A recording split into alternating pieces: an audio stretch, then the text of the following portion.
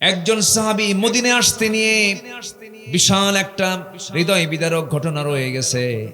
আর একজন সাহাবীকে মক্কার কুরাইশরা মদিনার একটু অদূরে সেখান থেকে তাকে অপহরণ করে নিয়ে চলে গেছে মক্কায়। তিনি মদিনায় হিজরত করেছিলেন।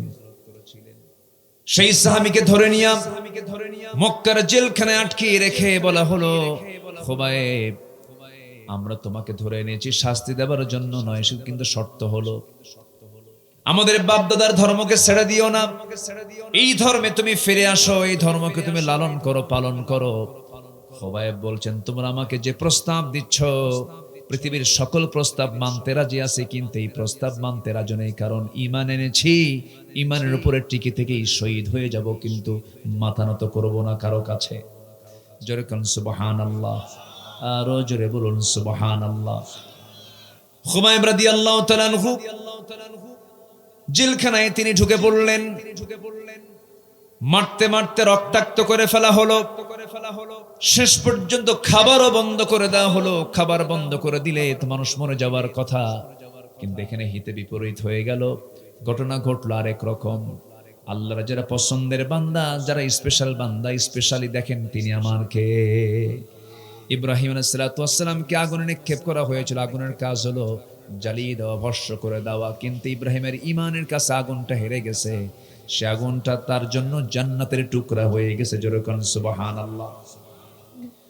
খুবাইব রাদিয়াল্লাহু তাআলা আনহু খাবার বন্ধ করে দিয়েছে। খাবার বন্ধ করে দিলে কি হবে?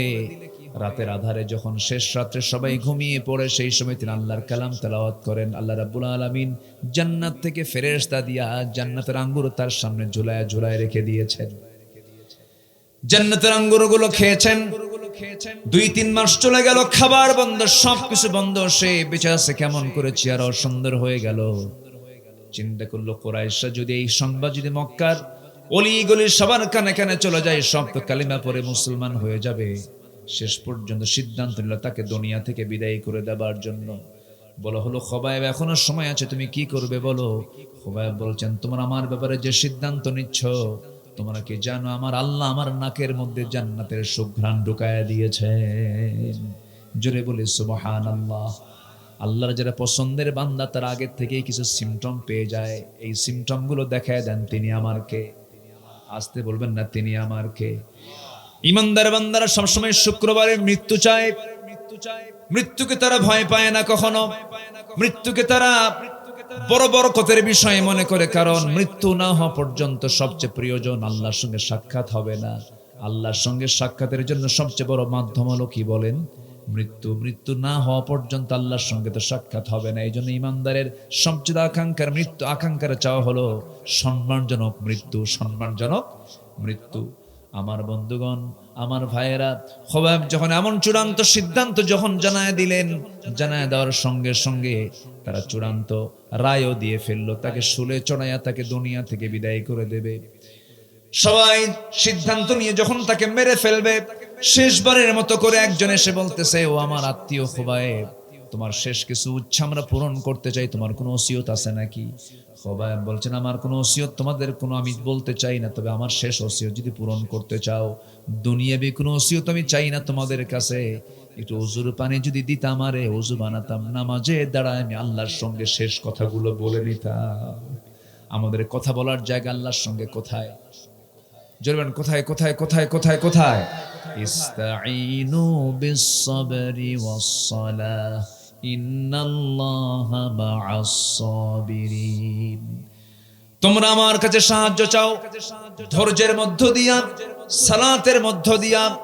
ধৈর্য রাখতে হবে, সালাতও রাখতে হবে। ধৈর্য আছে, সালাত নাই হবে না। সালাত আছে, ধৈর্য নাই, তাও হবে না। দুটোই লাগবে। ইস্তাঈনু বিস-সাবরি ওয়াস-সালাহ। আমার বন্ধুগণ, ওযুর পানি দেওয়া হলো, ওযু বানালেন, ওযু বানায়া নামাজে দাঁড়িয়েছেন। প্রথম রাকাত আস্তে আস্তে করে নামাজ পড়লেন খুবাইব। আস্তে আস্তে করে নামাজ পড়তে পড়তে নামাজের মধ্যে হঠাৎ করে তার মনে হয়ে গেল, নামাজ যদি একটু লম্বা করে ফেলি, কাফের মুশরিকরা মনে করতে পারে। খুবাইব বুঝে মৃত্যুর ভয়ে নামাজটাকে কন্টিনিউ করছে, লম্বা করছে, বড় করছে। এই চিন্তা মাথায় নিয়ে তিনি করলেন কি, দ্বিতীয় রাকাতে গিয়ে তিনি নামাজটাকে শর্ট করে ফেললেন। সব কিছু শর্ট করে ফেলে সালাম ফিরেই দুহাত উঁচু করে আকাশের দিকে তাকায় বলছে, আকাশের মালিক আল্লাহ, আজকে 6 মাস যাবত আমি আমার রাসূলকে দেখতে পাই না, নবীর দরবারও দেখতে পাই না, আমার প্রিয় সাহাবীদের সঙ্গে দেখা হয় না। আল্লাহ, আমি যদি দুনিয়া থেকে বিদায় হয়ে যাই, আমার বিদায়ী সালামটা তুমি নবীর দরবারে পৌঁছায়া দিও। নবীর প্রতি মুহাব্বত আছে না নাই? নবীর প্রতি মুহাব্বত না হলে পরে কি জান্নাত পাওয়া যাবে নাকি? মুহাব্বত থাকতে হবে, আনুগত্য থাকতে হবে, তবে কোনটা আগে দরকার, মুহাব্বত না আনুগত্য? ভালো করে বলেন, ভালো করে বলেন। মুহাব্বত আগে দরকার না আনুগত্য আগে দরকার? আনুগত্য আগে দরকার, এরপরে মুহাব্বত। আনুগত্য নাই, মুহাব্বত দিয়ে কোনো কাজ হবে না। মুহাব্বতের কোন অংশ কমতি ছিল না আবু তালেবের।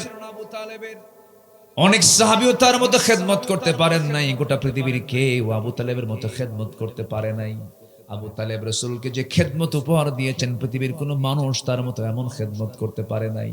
নিজের ছেলেকে দূরে রেখে, আলীকে দূরে রেখে, বুকের সঙ্গে জড়িয়ে রেখে আবু তালেব আমার রাসূলকে কোলে পিঠে মানুষ করেছে। আমার নবীজিকে ভাষা শিখিয়েছেন, আমার নবীজিকে ব্যবসা শিখিয়েছেন, আমার রাসূলকে দূর দেশে সফর নিয়ে চলে গেছেন, বিয়েটাও করায় দিয়েছেন। আমার রাসূলকে মোহাব্বত করতে গিয়ে শিব আবু তালেবে বয়কট থেকেছেন, কাফিরদের সঙ্গে লড়াইও করেছেন, বাকবিতণ্ডা করেছেন, নবীজিকে মারতে দেন না, আঘাত করতে দেন নাই। কিন্তু ঈমান না থাকলে নবীর পিছনে সবসময় তিনি ছায়ার মতো থাকতেন, সবসময় তার পাশে দাঁড়াতেন। আমার নবীজি তাকে খুব মোহাব্বত করতেন। আবু তালেব খুব দৃঢ় চেতা ছিলেন রাসূলের ব্যাপারে। কেউ কোনো কথা বললে তিনি সামনে দাঁড়ায় যেতেন না, না আমার ভাতিজাকে মারা যাবে না, আঘাত করা যাবে না। আমার রাসূল তাকে কোনোদিন জোরপূর্বক বলেন নাই, চাচা আপনি ইসলাম কবুল করেন, কারণ লা ইকরাহা ফিদ্দীন, দিন গ্রহণে কোনো জবরদস্তি নাই, কোনো তাড়াহুড়ো করা যাবে না, কোনো ঠেলাঠেলি করা যাবে না, গুতাগুতি করা যাবে না।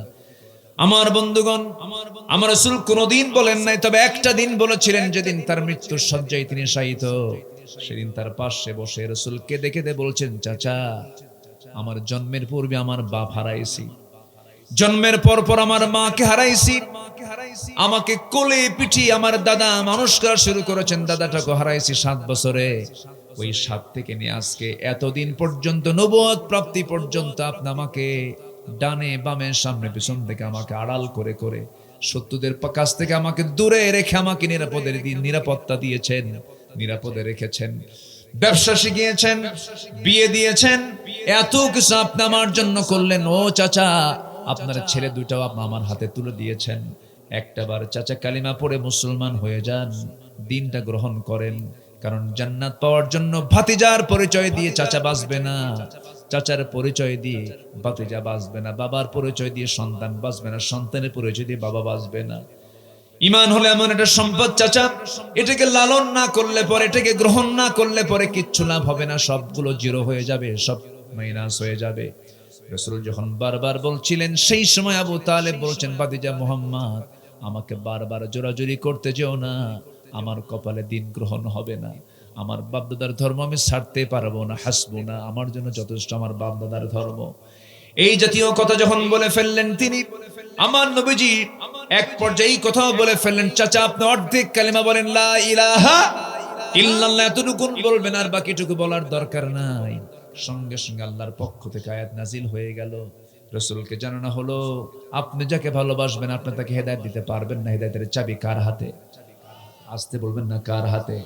নবীজি হাতটা গুটায় নিলেন। আবু তালেব কি দেখে নাই? আবু তালেব রাসূলের জীবনের বহু মুজিজাত, ছোট থেকে নিয়ে বড় পর্যন্ত বহু মুজিজাত তিনি দেখেছেন, কিন্তু হেদায়েতের মালিককে বলেন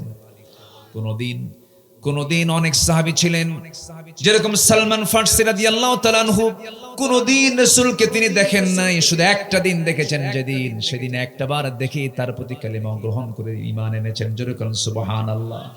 একদিন দেখি কালেমা পড়েছেন, আর সারা জীবন দেখলেন আবু তালেব কপালে ইসলাম জুটলো না। আবু তালেব আমার নবীজির এত কাছের মানুষ ছিলেন, একদিন বলে ফেলছেন, ভাতিজা মুহাম্মদ তোমার জন্ম যেদিন হলো, তুমি যেদিন জন্ম নিলা, সবাই খুশি, আমিও আনন্দিত, আবু লাহাব আনন্দিত, আমির হামজা আনন্দিত, সব আমরা আনন্দিত, কিন্তু 3 দিন পর রাতের বেলা চাঁদনি আকাশের নিচে তোমাকে শোয়া রাখা দেখলাম, তোমাদের বাড়ি আমি দেখতে গেছি তোমাকে দেখার জন্য। দরজা খুলে দিল, ভিতরে ঢুকে গেলাম। ভিতরে ঢুকে যাওয়ার পরে দেখি তোমার তোমার শুয়ে থাকাটা ঘরের মধ্যে নয়, তোমাকে শুয়ে রেখেছে চাঁদনি আকাশের নিচে। কিন্তু তোমার পাশে কেউ নাই, তোমার মা তোমার পাশে নাই। তোমার মা শুধু পাশে এক কোনায় বসে বসে ডুকরে ডুকরে কাঁদতেছে, চোখের পানি ফেলে ফেলে কান্দে, কিন্তু তোমার পাশে কেউ নাই। সেই সময় আমি একটা জিনিস দেখেছি, মোহাম্মদ কতটুকু সত্য তুমি বলো তো চাচা, আপনি কি দেখছেন? সেই সময় দেখতে পেলাম তুমি একা একা দুটো হাত নড়াচড়া করছো, দুটো পা নড়াচড়া করছো, আর তাকায় আছো আকাশের চাঁদের দিকে। তোমার ডান হাতটা যখন বাম দিকে যায়, আকাশের চাঁদ বাম দিকে যায়। তোমার হাতটা যখন ডান দিকে আসে, আকাশের চাঁদটা বাম থেকে ডান দিকে আসে। যখন তোমার দুইটা হাত মিলে যখন নিচের দিকে টান মেরে ধরো, চাঁদটা আপনা আপনি তোমার কাছাকাছি চলে আসে। তোমার সঙ্গে চাঁদ নড়াচড়া করছিল। আমি কি ভুল দেখছি না ঠিক দেখেছি? রাসূল কেঁদে কেঁদে বলছেন, চাচা জন্মের পূর্বে বাপ হারাইছি, জন্মের পর পর মা হারাইছি। এই বিশাল একটা বয়স আল্লাহ পাক আমাকে দিয়েছেন, আপনি আমাকে ধীরে ধীরে বড় করেছেন চাচা। কিন্তু আমার মা সেদিন আমাকে কোলে নিতে পারছিলেন না। এর কারণ হলো, একটা সন্তান যখন দুনিয়াতে চলে আসে, সন্তান আসার সঙ্গে সঙ্গে ওই মহিলাটার এক নম্বর চিন্তা হলো সন্তানটা তো আমার ঠিক আছে, কিন্তু সন্তানটা আমি কোলে উঠায় দেব, আমার স্বামীর কোলে উঠায় দেব।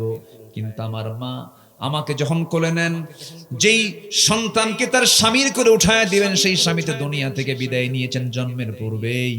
স্বামীর কথা বারবার মনে পড়লে পরে তিনি সন্তান কোলে নিতে পারছিলেন না। আমাকে কোলে নেওয়া মানে তার চোখে পানি চলে আসা, আমাকে কোলে নেওয়া মানে স্বামীর কথা বারবার মনে হয়। এই জন্য তিনি আমাকে সময় দিতে পারছিলেন না। এই জন্য একাকী আমি কেমন করে থাকি, চাঁদনি আকাশের নিচে আল্লাহ আমার মা আমাকে শোয়ায় রেখেছেন। আর আল্লাহ রাব্বুল আলামিন সেই একাকিত্বকে দূর করার জন্য আকাশের চাঁদ আমার জন্য, মহান রাব্বুল আলামিন আমার জন্য খেলনা বানায়া দিয়েছিলেন। জোরে কোন সুবহানাল্লাহ। আমার বন্ধুগণ, হেদায়েত চাইবো কার কাছে? আসতে বলবেন না, হেদায়েত চাইবো কার কাছে? আল্লাহর কাছে হেদায়েত চাইবো। ঈমানটা মজবুত করে আনবো এবং দোয়া করবো, ওয়াসাব্বিত আকদামানা ফানসুরনা আলাল কওমিল কাফিরিন। আল্লাহ আমাদের কদমটাকে মজবুত করে দাও, বাতিলদের আক্রান্ত হয়ে যেন ঈমান ছুটে না যায়, হামলা মামলার একটা চিত্র দেখে যেন আমরা তাদের দিকে না যাই। আল্লাহ আমাদেরকে, আমাদের কদমকে মজবুত করে দিও। আমার বন্ধুগণ, সেই খুবাইব রাদিয়াল্লাহু তাআলার কথা বলছিলাম। খুবাইব শেষ পর্যন্ত এই দোয়াটা করলেন, ও আল্লাহ আমার বিদায়ী সালামটা তুমি নবীর দরবারে পৌঁছায় দিও। নবীর প্রতি কি মুহাব্বত, তার শেষ দোয়াটা এমন দোয়া ছিল। এই দোয়া সে সম্পূর্ণ করে তিনি করলেন কি, সেই জায়গা থেকে সোজা ফাঁসির শুলে কাষ্টের দিকে দৌড়া দৌড়া যান। সেই সময় সবাই বলে, খুবাইব তুমি কি পাগল হয়েছো নাকি? কেন, কেউ কি মরার জন্য দৌড়া দৌড়া যায় নাকি? খুবাইব বলছেন, তোমরা আমাকে কি মনে করতেছো জানি না, তোমরা আমাকে ফাঁসির শুলের কাষ্ট দেখাচ্ছ, আর আমার আল্লাহ রাব্বুল আলামিন জান্নাতের 8টা দরজা আমার জন্য দেখায় দেখায় দিতেছে। জোরে বলি ভাই সুবহানাল্লাহ।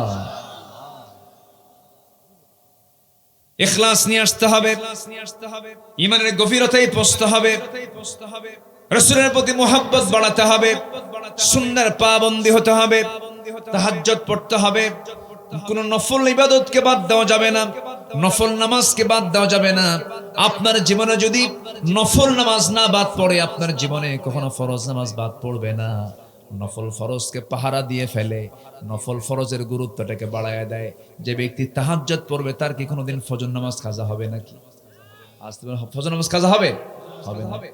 আমার ভাইয়েরা, খুবাইব রাদিয়াল্লাহু তাআলা তিনি দূরে দৌড়ে দৌড়ে ওই ফাঁসির মঞ্চের দিকে যাচ্ছিলেন। একজন প্রশ্ন করে বলল, তুমি কেন এরকম দৌড়া দৌড়া যাও, তুমি কি পাগল হয়ে গেছো নাকি? তিনি বললেন, আমি জান্নাতের দিকে দৌড়াচ্ছি। হাত বাঁধা হলো, পা বাঁধা হলো।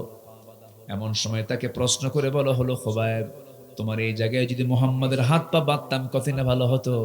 এই কথা শোনার সঙ্গে সঙ্গে সহ্য করতে না পেরে বেশ কিছু সময় ধরে মুখের ভিতরে অনেকগুলো থুতু জমা করে যে বলেছে মুহাম্মাদকে বাঁধলে কেমন হতো, তার মুখ বরাবর এতগুলো থুতু মেরে দিলেন, মুখ ভরা থুতু মেরে দিলেন।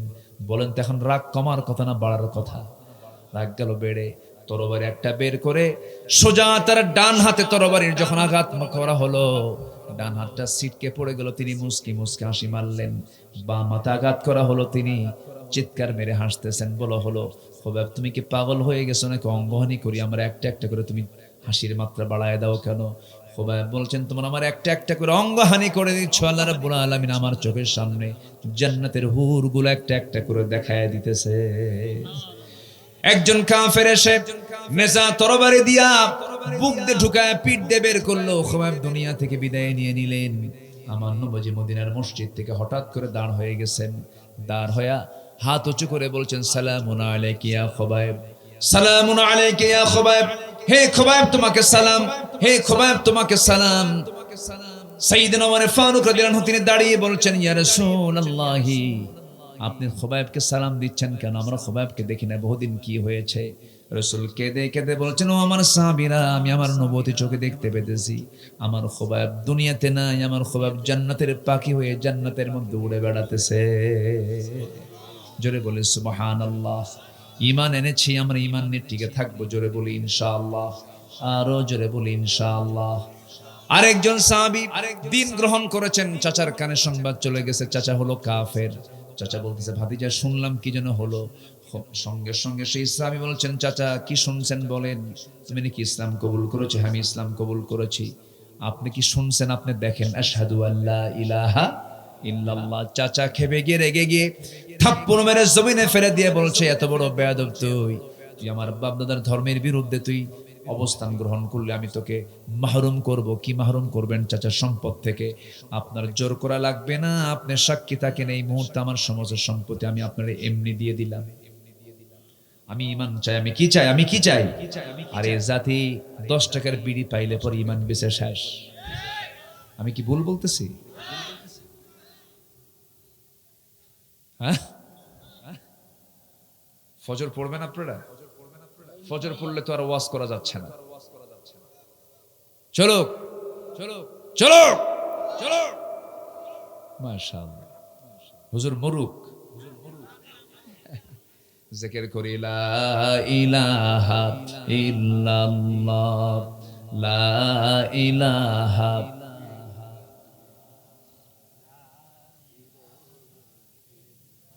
আরো জোরে, আল্লাহু আল্লাহ, আল্লাহু আল্লাহ, লা ইলাহা, লা ইলাহা ইল্লাল্লাহ, মুহাম্মাদুর রাসূলুল্লাহ সাল্লাল্লাহু আলাইহি ওয়াসাল্লাম। কোরআন কি সবাই শুনতে পারে? কোরআনের দল কি সবাই করতে পারে? কোরআন ওয়ালা কি সবাই হতে পারে? এটার জন্য নসিব লাগে, ভাগ্য লাগে। আমি খুব বেশি লম্বা সময় নেব না, নাতি দীর্ঘ কথা বলবো, কিন্তু শর্ত হলো আমরা শেষ তক, শেষ অবধি আমরা শেষ পর্যন্ত থাকবো, দোয়া পর্যন্ত থাকতে রাজি আছেন না ইনশাআল্লাহ? জোরে বলি ইনশাআল্লাহ। এই পৃথিবীতে যত অপরাধ সংঘটিত হচ্ছে, এর মধ্যে সবচাইতে বড় যেটা আমার কাছে মনে হয় সেটা হলো হক লঙ্ঘিত গুনাহটা বেশি হচ্ছে পৃথিবীতে। হক, রাইটস, অধিকার, এই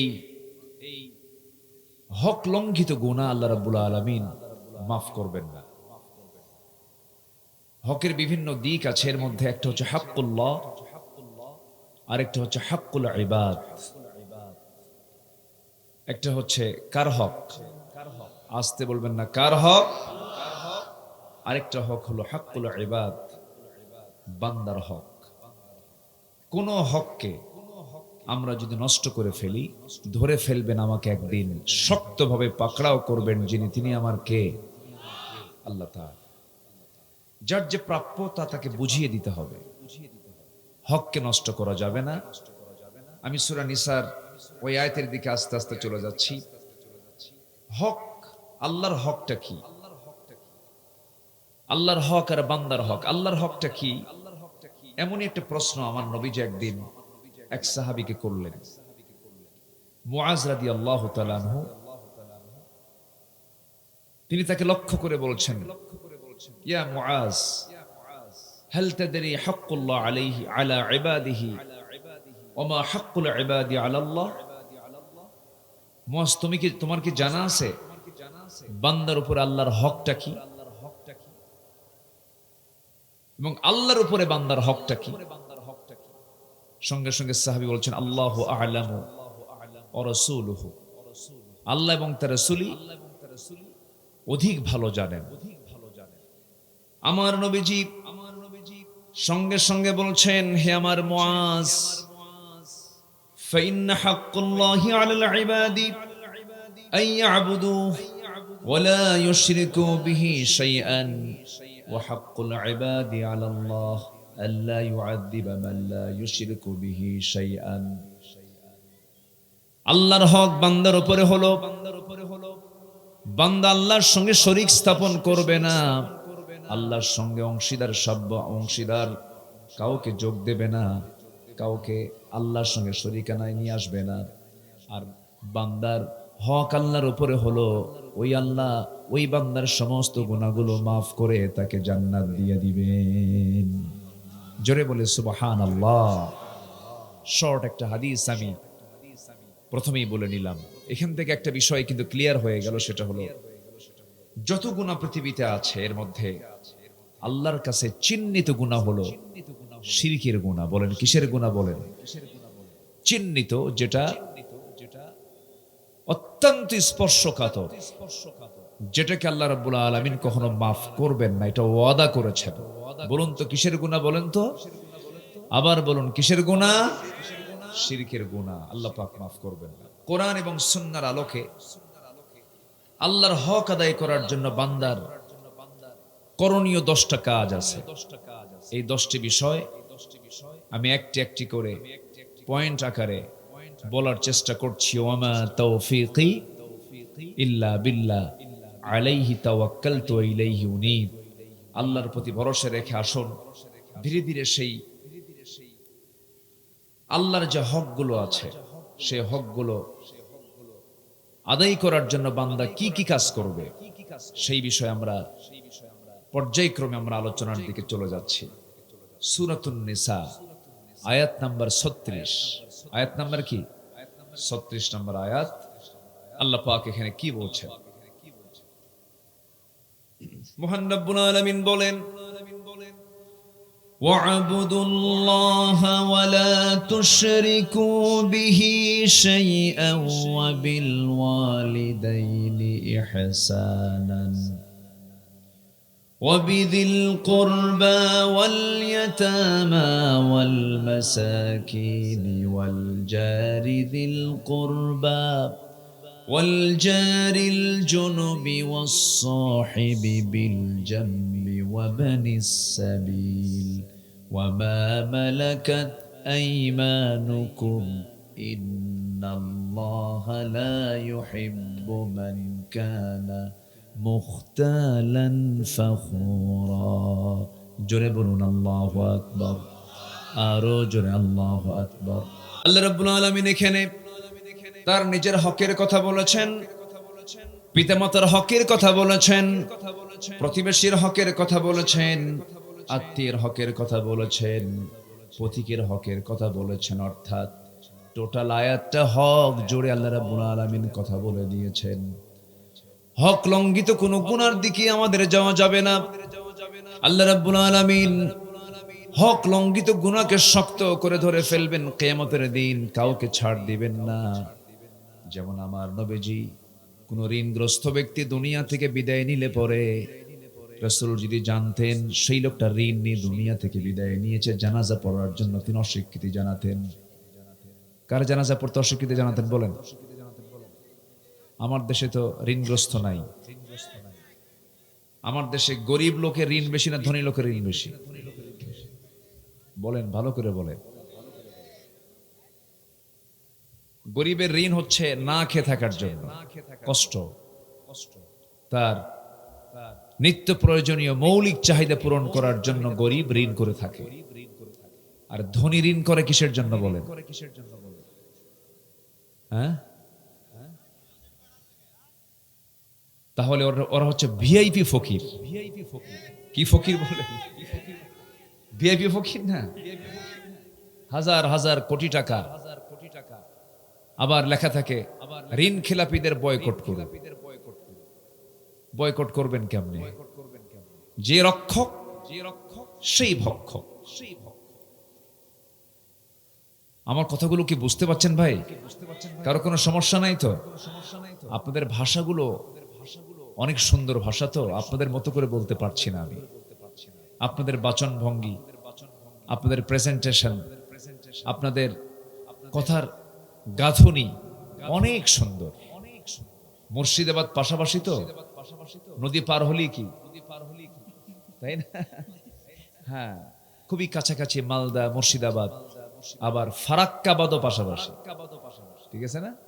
আমি বহু আগে একবার ইন্ডিয়া গিয়েছিলাম। আমি মুর্শিদাবাদ, মালদা, পশ্চিম দিনাজপুর, দক্ষিণ দিনাজপুর আমার সফর ছিল। ওই সময় আমি ট্রেনে করে ফারাক্কাবাদের উপর দিয়ে আমি যাচ্ছিলাম। তখন আমাকে আমার সফর সঙ্গী বললেন, এই যে পানি উজানে দেখছেন আর এইদিকে শুধু বালু আর বালু, এর সামনেই হলো রাজশাহী। আমাকে সেই সময় বলা হলো যেটা রাজশাহী অঞ্চল। তো ওই ফারাক্কাবাদের উপর থেকে ট্রেন যখন যাচ্ছিল তখন আমি দেখছিলাম এই ফারাক্কাবাদটা ছিল না। 1974 সালে এই বাদ দেওয়া হয়েছে। 71-এর আগে পারে নাই, কারণ বোম্বিং করে উড়ে দিত। আসতে কোন কেন, আসতে কোন কেন? পৃথিবীর কোন নদী আইনে নেই যে উজানে বাদ হতে পারে। এটা আমাদের পাশেই দিয়ে রেখেছে। সম্মানিত ভাইয়েরা, আমরা এমন একটি মুহূর্ত আমরা পার করছি এদেশে, 54 বছরে যা দেখি নাই এখন আমরা দেখা শুরু করেছি। বলি আলহামদুলিল্লাহ। বিপদে পড়লে আমরা কোন দোয়া পড়ি? সে দোয়ার নাম কি কোন? ইউনুস। এই জাতি যখন বিশাল বিপদে পড়লো, সেই সময় যে ব্যক্তিটা আসছে তার নাম কি? শুধু ইউনুস না, মোহাম্মদ ইউনুস। দুই নবী একসাথে, দুই নবীর নাম একসাথে। ইউনুস, মোহাম্মদ ইউনুস। যদিও তিনি ইসলামী ব্যক্তিত্ব নন, যদিও তিনি তার সারা জীবন তার ইসলামের সাথে খুব নিবিড় সম্পর্ক ছিল না, কিন্তু লোকটা আদবওয়ালা, বড় আদব, মুআদ্দাব, শিষ্টাচার তার মধ্যে আছে, কার্টিসে মেইনটেইন আছে, ভদ্রতা বুঝে কথা বলেন, নোংরা ভাষা তার মুখে নাই, মিথ্যাচার নাই তার মুখে, স্ট্রেট ফরওয়ার্ড তিনি কথা বলেন, বাচনভঙ্গি তার দৃষ্টিভঙ্গি আত্মকেন্দ্রিক নয়। এটাই এই জাতি এখন টের পেয়েছে।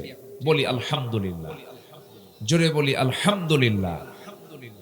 সম্মানিত ভাইয়েরা, সম্মানিত বন্ধুগণ, আমি তার প্রশংসা করছি না, আমি তার কাজের কিছু প্রশংসা করছি। ব্যক্তির প্রশংসা করব কেন? প্রশংসা করব কার? আসতে বলবেন, প্রশংসা করব কার? আল্লাহ। তিনি এই অল্প সময়ে কিছু কাজ করেছেন। কোনদিন পেঁয়াজের মাসে পেঁয়াজের দাম কম দেখি নাই আমি। সবচেয়ে বেশি পেঁয়াজ ব্যবহার হয় কোন মাসে? রমজান মাসে। পেঁয়াজি, তার নামই কি? পেঁয়াজি। রমজান মাসে পেঁয়াজের দাম ছিল অস্বাভাবিক না, খুবই স্বাভাবিক, খুবই স্বাভাবিক, খুবই স্বাভাবিক ছিল। যে টিকিট কেটেছি 1.5 লক্ষ টাকা দিয়া, সেই টিকিট পাওয়া গেছে এখন 50,000 টাকা দিয়ে। দ্বিগুণ টাকা মাইনাস হয়ে গেছে। 3 ভাগের 2 ভাগ নাই। কেন? পাসপোর্ট দেখাও, টিকিট নাও, কোনো সিন্ডিকেট চলবে না। এরকম করে করে যদি প্রত্যেকটা সেক্টরে যদি কাজ করা হতো, একটা পেঁয়াজ আসে নাই, অথচ পেঁয়াজের দাম বাড়ে নাই। কেন? শুধু স্বচ্ছতার জন্য, পরিকল্পনার জন্য। সম্মানিত ভাইয়েরা, আমরা সুন্দর একটি বাংলাদেশ গড়তে চাই, কল্যাণ রাষ্ট্র গড়তে চাই, কিন্তু শর্ত হলো হক লঙ্ঘিত কোনো গুনাহ করা যাবে না। আসুন, হকটা কি? অনেক কথা আছে। উঠতে আমার একটু দেরি হয়ে গেল। আমি যখন আসি, মঞ্চের সামনে দিয়ে যখন যাচ্ছিলাম, দেখি মাশাআল্লাহ এখানে মাইকওয়ালা আর মঞ্চে একজন সঞ্চালক আছেন, এছাড়া আর কোনো লোক নাই। তো ভাবলাম মনে হয় ফেরেশতারা এখানে বসে আছে, সমস্যা নাই। যাই হোক মাশাআল্লাহ, আপনারা খুব চালাক মানুষ, সময় মতো হাজির হয়েছেন। আল্লাহ যেন শেষ পর্যন্ত থাকার তৌফিক দান করেন, জোরে বলি আল্লাহুম্মা আমিন। আমাদের এক নাম্বার হক হচ্ছে কার হক বলেন? আসতে বলবেন না, কার হক? আল্লাহর হক। আল্লাহর আয়াতকে বিশ্বাস করতে হবে,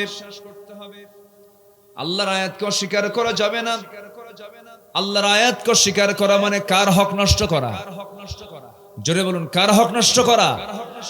আল্লাহ রাব্বুল আলামিন বলেন, ইন্নাল্লাযীনা কাযযাবু বিআয়াতিনা ওয়াস্তাকবারু আনহা লা তুফাত্তাহু লাহুম আবওয়াবুস সামাই ওয়া লা ইয়াদখুলুনাল জান্নাহ ولا يدخلون الجنة حتى يلج الجمل في سم الخياط وكذلك نجزي المجرمين জোরে বলুন আল্লাহু আকবার।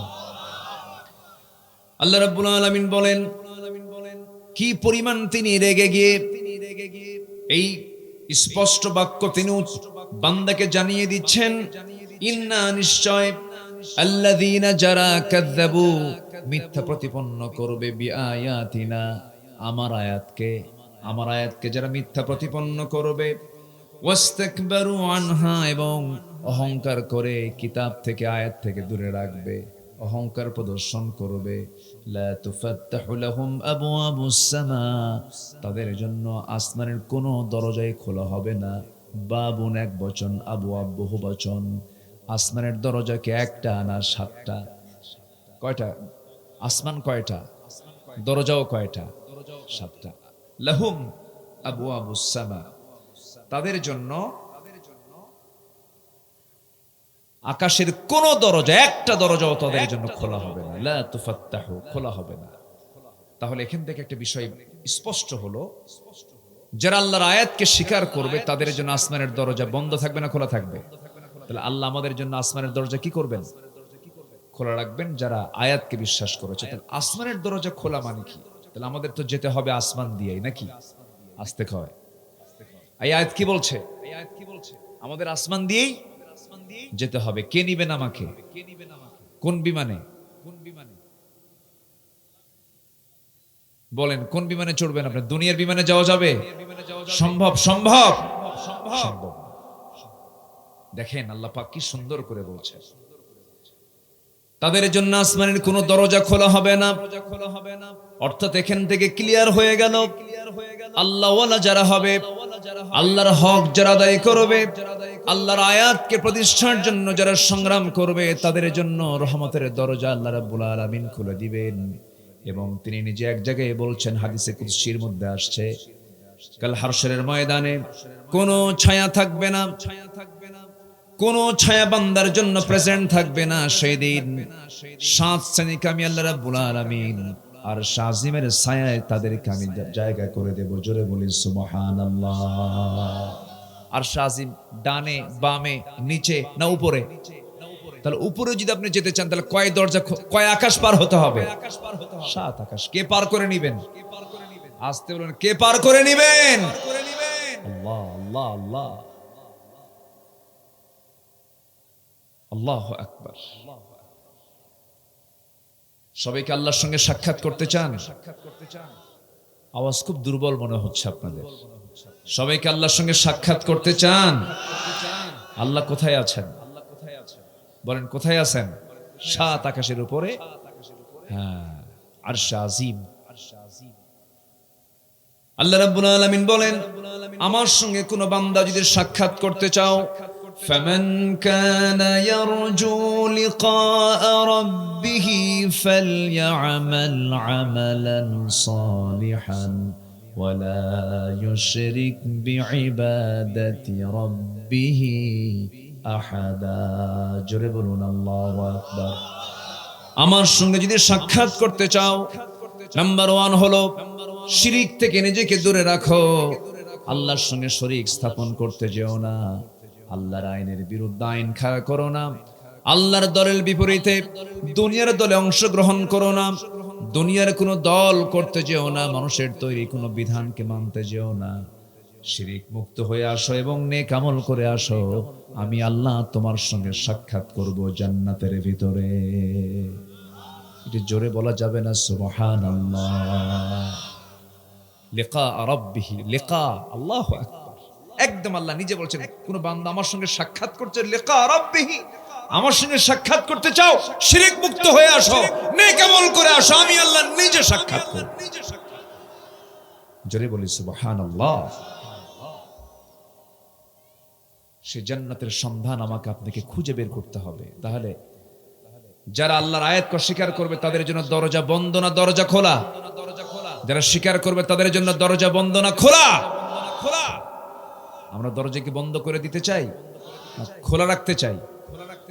তাহলে আমাদের আল্লাহর আয়াতকে বিশ্বাস করতে হবে। না বিশ্বাস করলে কি হবে? আল্লাহ কত শক্ত কথা বলছেন, ওয়ালা ইয়াদখুলুনাল জান্নাতা হাত্তা ইয়ালিজাল জামালু ফি সাম্মিল খিয়াত।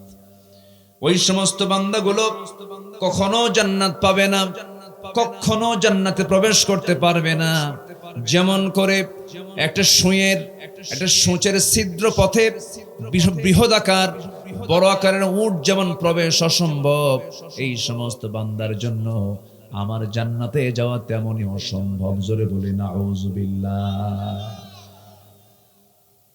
সূঁচের ছিদ্রপথ তো অনেক বড়, তাই না? সূচের ছিদ্রপথে যাদের চোখ দুর্বল, সুই ঢুকাতে পারে, কি বলে, সুতা ঢুকাতে পারে, ঢুকাতে নিয়ে আরেক দিকে যায়। চোখ দুর্বল লোক একটা সুতাই ঢুকাতে পারে না সূচের ভিতরে। আল্লাহ বলছেন, একটা সুইয়ের ভিতরে একটা উট প্রবেশ যেমন অসম্ভব, এদের জন্য আমার জান্নাতে যাওয়া তেমনই অসম্ভব। কত মারাত্মক কথা। এখানে দুটো অপরাধ। একটা হচ্ছে যারা আয়াতকে অস্বীকার করেছে এবং অহংকার করেছে। কি করেছে বলেন তো? অহংকার তো আমার দেশের কোন লোকের মধ্যে নাই। অহংকার আছে না নাই? অহংকার ছিল 16 বছর যে ছিল, 16 বছর ছিল না? ছেলেটা বলল যে না, আমরা ঢাবির ছাত্র, মেধার যাচাই করে আমাদেরকে নির্বাচিত করা হোক। কোটা নয়, মেধাকে মূল্যায়ন করা হোক। কোটা বাতিলের জন্য আন্দোলন করলো, একটা যৌক্তিক আন্দোলন, মেনে নিলেই তো হয়ে যেত। কি দরকার ছিল? কিন্তু ভাবছিল শাপলা চত্বর খাইছি, বিডিআর খাইছি, এরা আবার কিসের কি? অহংকার করতে করতে, খুনের রক্ত চুষতে চুষতে শেষ পর্যন্ত প্রাউড করে বলে ফেলেছে, রাজাকারের নাতিপুতিরা চাকরি পাবে। এটা কি বিনয়ের কথা না অহংকারের কথা বলেন? বিনয় না অহংকার? আকাশ এবং জমিনে সর্বপ্রথম যে গুনাহ সংগঠিত হয় তার নাম কি বলেন? অহংকার। প্রথম এই গুনাহ কে করছে জানেন না আপনারা? কে করছে বলেন? শয়তান, ইবলিস। আবা ওয়াস্তাকবারা, অস্বীকার তো করলি এবং অহংকার করে বলল, খালাকতানি মিন নার ও খালাকতাহু মিন তিন। তুমি আমাকে বানিয়েছো আগুন দিয়ে, ওকে বানিয়েছো মাটি দিয়ে, কেমন করে আমি তাকে মানব? বিনয় না অহংকার? বিনয় না অহংকার? রাজাকারের নাতিপুতিরা চাকরি পাবে। আল্লাহ চট করে ধরে ফেলেছেন ফেরাউনের মতো। ফেরাউন পৃথিবীতে বেঁচে ছিল হলো 1600 বছর, আর এরা ছিল হলো 16 বছর। সংখ্যার যে মিল হলো কেমন, আমার এটা ব্রেনই খেলে না। পরে অনেক থিসিস করে চিন্তা করে দেখলাম, নমরুদের কিছু খাসলত, ফেরাউনের কিছু খাসলত, আবু জেহেলের কিছু খাসলত, সব খাসলত এদের মধ্যে ছিল 16 বছর। রাগ করতেছেন নাকি? রাগ করলেও কোনো যায় আসে না। রাগ করেন কি? রাগ করলে কোনো যায় আসে? রাগ করলে কি করবেন এখন বলেন? রাগ করা যাবে না। আমাদেরকে কম জুলুম করা হয়নি, শুনতে হবে কিছু কথা, জুলুম কম করা হয়নি, অমানবিক অসামাজিক মানবিকতার ন্যূনতম বিন্দু পরিমাণ ন্যূনতম তাদের মধ্যে কোনো কিছু ছিল না। তোমার প্রহসনের বিচার করতেছ করো, শেষ পর্যন্ত নিয়ম বহির্ভূত, আইন বহির্ভূত সবকিছু উল্টা পাল্টা করে আইন নিজের হাতে তুলে নিয়ে সুস্থ মানুষকে জেলখানা থেকে বের করে হসপিটালে নিয়ে চিকিৎসার নাম করে বিষ প্রয়োগ করে হত্যা করেছ, তোমাদের কোনো ক্ষমা হবে না। আসতে বলবেন না, জোরে বলুন ঠিক কিনা? প্রত্যেকটা খুনের শাস্তি চূড়ান্ত আকারে হওয়ার প্রয়োজন আছে না নাই? ঢাকার রাজপথে টোটাল জুলাই মাস আমি ছিলাম, আমি নিজের চোখে দেখেছি কি চিত্র চিত্রায়িত হয়েছে। আকাশ থেকে হেলিকপ্টারে বসে ব্রাশ ফায়ার করছে, আমি নিজের চোখে দেখেছি, জুম করে মোবাইল থেকে জুম করে দেখেছি। 10 তলা 11 তলা বিল্ডিং এর উপরে আমি একদিন খাড়া হয়ে আছি, দেখতেছিলাম ব্রাশ ফায়ার করছে। মা তার ছেলেকে বেলকুনিতে দাঁড় করিয়ে দেখতেছে চিত্রগুলো। গুলি এসে মার চোখের সামনে ছোট্ট বাচ্চার কলিজা ভেদ করে পিঠ দিয়ে বের হয়ে গেছে। এই জীবনগুলোর মূল্য নাই? আসতে বলবেন না, আছে না নাই? সন্তান তো একটাও দেশে রাখেন নাই, একটাও দেশে বিয়ে করেন নাই। সন্তান সবগুলো রাখছেন ইউরোপ আমেরিকায়। বিয়ের জন্য কোনো মুসলমান পরিবারও পান নাই। কে কতটুকু ইসলাম মানে গোড়ায় হাতালে টের পাওয়া যায়। স্বামী মুসলমান, বউ খ্রিস্টান, ছেলে ইহুদি, মেয়ে মুসলমান। বাচ্চাগুলো কি হবে?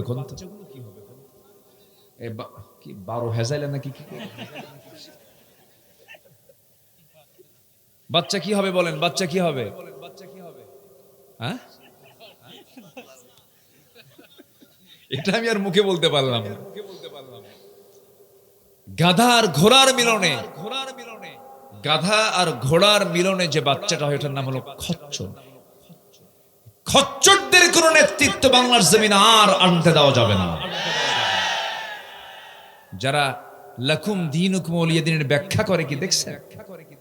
লাকুম দীনুকুম ওয়ালিয়া দ্বীন, বউ তোমার ধর্ম তোমার, আমি স্বামী আমার ধর্ম আমার।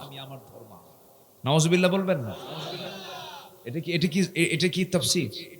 এটা কি ব্যাখ্যা? ওয়ালা তানকিহুল মুশরিকাত হাত্তা ইউমিননা, কোন মুশরিকা নারীকে বিয়ে করতে যেও না যতক্ষণ না হাত্তা ইউমিননা, যতক্ষণ ঈমান না এনেছে। ঈমান নাই, ইজা কবুলি হবে না। এগুলো আমরা বলতে পারিনি। সম্মানিত ভাইয়েরা, রাগ করা যাবে না। কিছু হক কথা শুনলে যদি আপনার মনক্ষুণ্ণ হন, আমার কিছু করার নাই ভাই, একটু কথা বলতে হবে। রাগ করতেছেন নাকি আপনারা? আল্লাহ কবুল করুন, জোরে বলি আমিন, আরো জোরে আমিন। আজকে আমার সাবজেক্ট কি বলেন? হক। বলেন, কি বলেন? হক, অধিকার। আল্লাহর অধিকার আছে না নাই? আল্লাহর হক হচ্ছে আমরা কয় ওয়াক্ত নামাজ পড়বো? আসতে বলবেন না, কয় ওয়াক্ত নামাজ? 5 ওয়াক্ত নামাজ। নামাজকে কখনো বাদ দেওয়া যাবে না। দেখেন হক কত মারাত্মক বিষয়। ঋণ করেছেন আপনি, ঋণগ্রস্ত হয়ে দুনিয়া থেকে বিদায় নিলেন। ঋণের বোঝা আপনি নিয়ে যদি দুনিয়া থেকে বিদায়ও নিয়ে নেন, মৃত্যুর রাজপথ হলো শাহাদাত। মৃত্যুর রাজপথ কি বলেন? শাহাদাত। শহীদের চাইতে বড় মর্যাদার মৃত্যু আর পৃথিবীতে নাই। সব মৃত্যুর হিসাব দিতে হবে, কিন্তু শহীদের কোনো মৃত্যুর হিসাব দিতে হবে না, কোনো কিছুর জবাবদিহিতা লাগবে না। এপারে দুনিয়া, ও পারে সোজা জান্নাত। ওই শহীদের শাহাদত পর্যন্ত ক্যান্সেল হবে ঋণের কারণে। কারণ ঋণ করেছে বান্দার, একটা হক নষ্ট হয়ে আছে কিনা বলেন? নষ্ট হয়ে আছে। আমার নবীজি একদিন জানাজায় শামিল হলেন। জানাজা শুরু করবেন এমন সময় বলা হলো, ইয়া রাসূলুল্লাহ, জানাজা শুরু করা যায়। তার কানে এসেছে সাহাবী ঋণগ্রস্ত হয়ে মারা গেছে। রাসূল বললেন, ঋণগ্রস্ত ব্যক্তির জানাজা আমি পড়াবো না। রাসূল তিনি আপত্তি জানালেন। এক সাহাবী বললেন, ইয়া রাসূলুল্লাহ, ওই সাহাবীর যত ঋণ আছে সেই ঋণ শোধের দায়িত্ব আমি আমার কাঁধে উঠায় নিলাম। রাসূল বলছেন, তুমি যদি সেই দায়িত্ব তোমার কাঁধে উঠায় নাও, আমি জানাজা পড়াতে কোনো আপত্তি নাই, কিন্তু ঋণের বোঝা যে নিয়ে দুনিয়া থেকে বিদায় নেবে, আমি তার জানাজায় হাজির হব না। কত মারাত্মক কথা। আজকের সমাজে ঋণ দাতা বিপদে না ঋণ গ্রহীতা বিপদে? বলেন, ঋণ দাতা বিপদে না ঋণ গ্রহীতা বিপদে? বলেন। আমি কথা বলে মনে হয় আপনাদের বিপদে ফেলাই দিচ্ছি মনে হয়। কি ঋণ দাতা বিপদ না ঋণ গ্রহীতা বিপদ? ঋণ দাতা বিপদে। দিছেন আপনার ঋণ, সম্পর্ক শেষ, সম্পর্ক থাকবে না। কি সমাজ আজকে, কোন সামাজিক পরিবেশ আজকে আমরা অবস্থান করছি? যে ঋণদাতা সে তো নাক ডেকে ঘুমাবে, যে ঋণ গ্রহীতা তার ঋণের বোঝায় সে কাতর হয়ে ঘুমাতে পারবে না। আমি কখন টাকাটা দিয়ে দেবো, আমি তখন কখন ঋণটা শোধ করব, অস্থির হয়ে যাবে, ছটফট করবে। আল্লাহ ঋণ মুক্ত হয়ে যেন তোমার সামনে হাজির হতে পারে। কিন্তু আজকে সমাজ ব্যবস্থা কোথায় চলে গেছে? যে ঋণ দেয় সে ঋণ গ্রহীতার বাড়িতে ঘোরাফেরা করে, যায়, ভাই তুমি কিছু টাকা নিছিলে আমারে দিবা না? ভাই দেব না, যাও। প্রথম দিন ঘুরায় দিছে, দ্বিতীয় দিন ঘুরায় দিছে, তৃতীয় দিন যখন চাইতে গেছে তখন সামনে কিছু লোক ছিল, খুব লজ্জা পাইছে, মাইন্ডে হিট করছে, ভাই আপনি আমাকে সত্যি টাকাটা দিবেন না? চোখ এইরকম বড় করে বলে, তুমি আমার টাকা দিছো করস, ঋণ দিছো ভালো কথা, আমার কি মান সম্মান নাই? দেখেন ওর মান সম্মান দেখেন। নিচে টাকা করস, ও ঋণ গ্রহীতা, আমার কি মান সম্মান নাই? লোকের সামনে টাকা চাও, যাও আমি তোমার টাকাই দেব না, যাও। উল্টা ঝাড়ি, ঝাড়িটা খাইলো কে? ঋণদাতা না ঋণ গ্রহীতা? ঋণদাতা। ঝাড়ি খায়া রাগের ঠেলায় বলল, যা তোর কাছ থেকে আমি কোনোদিন টাকা নেব না। এখন আল্লাহর দিকে তাকায় বলে, আকাশের দিকে, আল্লাহ তুমি সাক্ষী থাকো, ওর কাছ থেকে জীবনে আর টাকা চাবো না, যা তোর এই টাকা হাসরের দিন তুলে নেব। মুসকে হাসি মেরে কয়, লম্বা ডেট পাইলাম। কি ডেট পাইছে? তোর ওর ইমান আছে না গেছে? ওর ইমান আছে? ইমানই তো নাই। যার কাছে আমানতদারিতা নাই তার ইমান কিসের? ইমানকে আপনি চিনবেন কেমনে? ইমানকে আপনি বুঝবেন কেমনে? ইমানকে আপনি ফিল করবেন কেমনে? যে ব্যক্তি পাপ করে, পাপ করার সঙ্গে সঙ্গে অনুতপ্ত হৃদয় হয়ে যায়, চোখে পানি চলে আসে, আল্লাহ আমি ভুল করেছি, মাফ করে দাও, তখন বোঝা যাবে তার মধ্যে ঈমান আছে। আমার দেশে এমন সময় চলে গেছে, ধর্ষণ করে সেঞ্চুরি পালন করেছে, মিষ্টি বিতরণ করেছে, কত বড় উদ্যত্তপূর্ণ আচরণ, কোনো বিচার হয়েছে নাকি? বিচারহীনতার বাংলাদেশ আমরা দেখতে চাই না, আমরা বিচার দেখতে চাই, ঠিক কিনা? وَأَقِيمُوا الْوَزْنَ بِالْقِسْطِ وَلَا تُخْسِرُوا الْمِيزَانَ।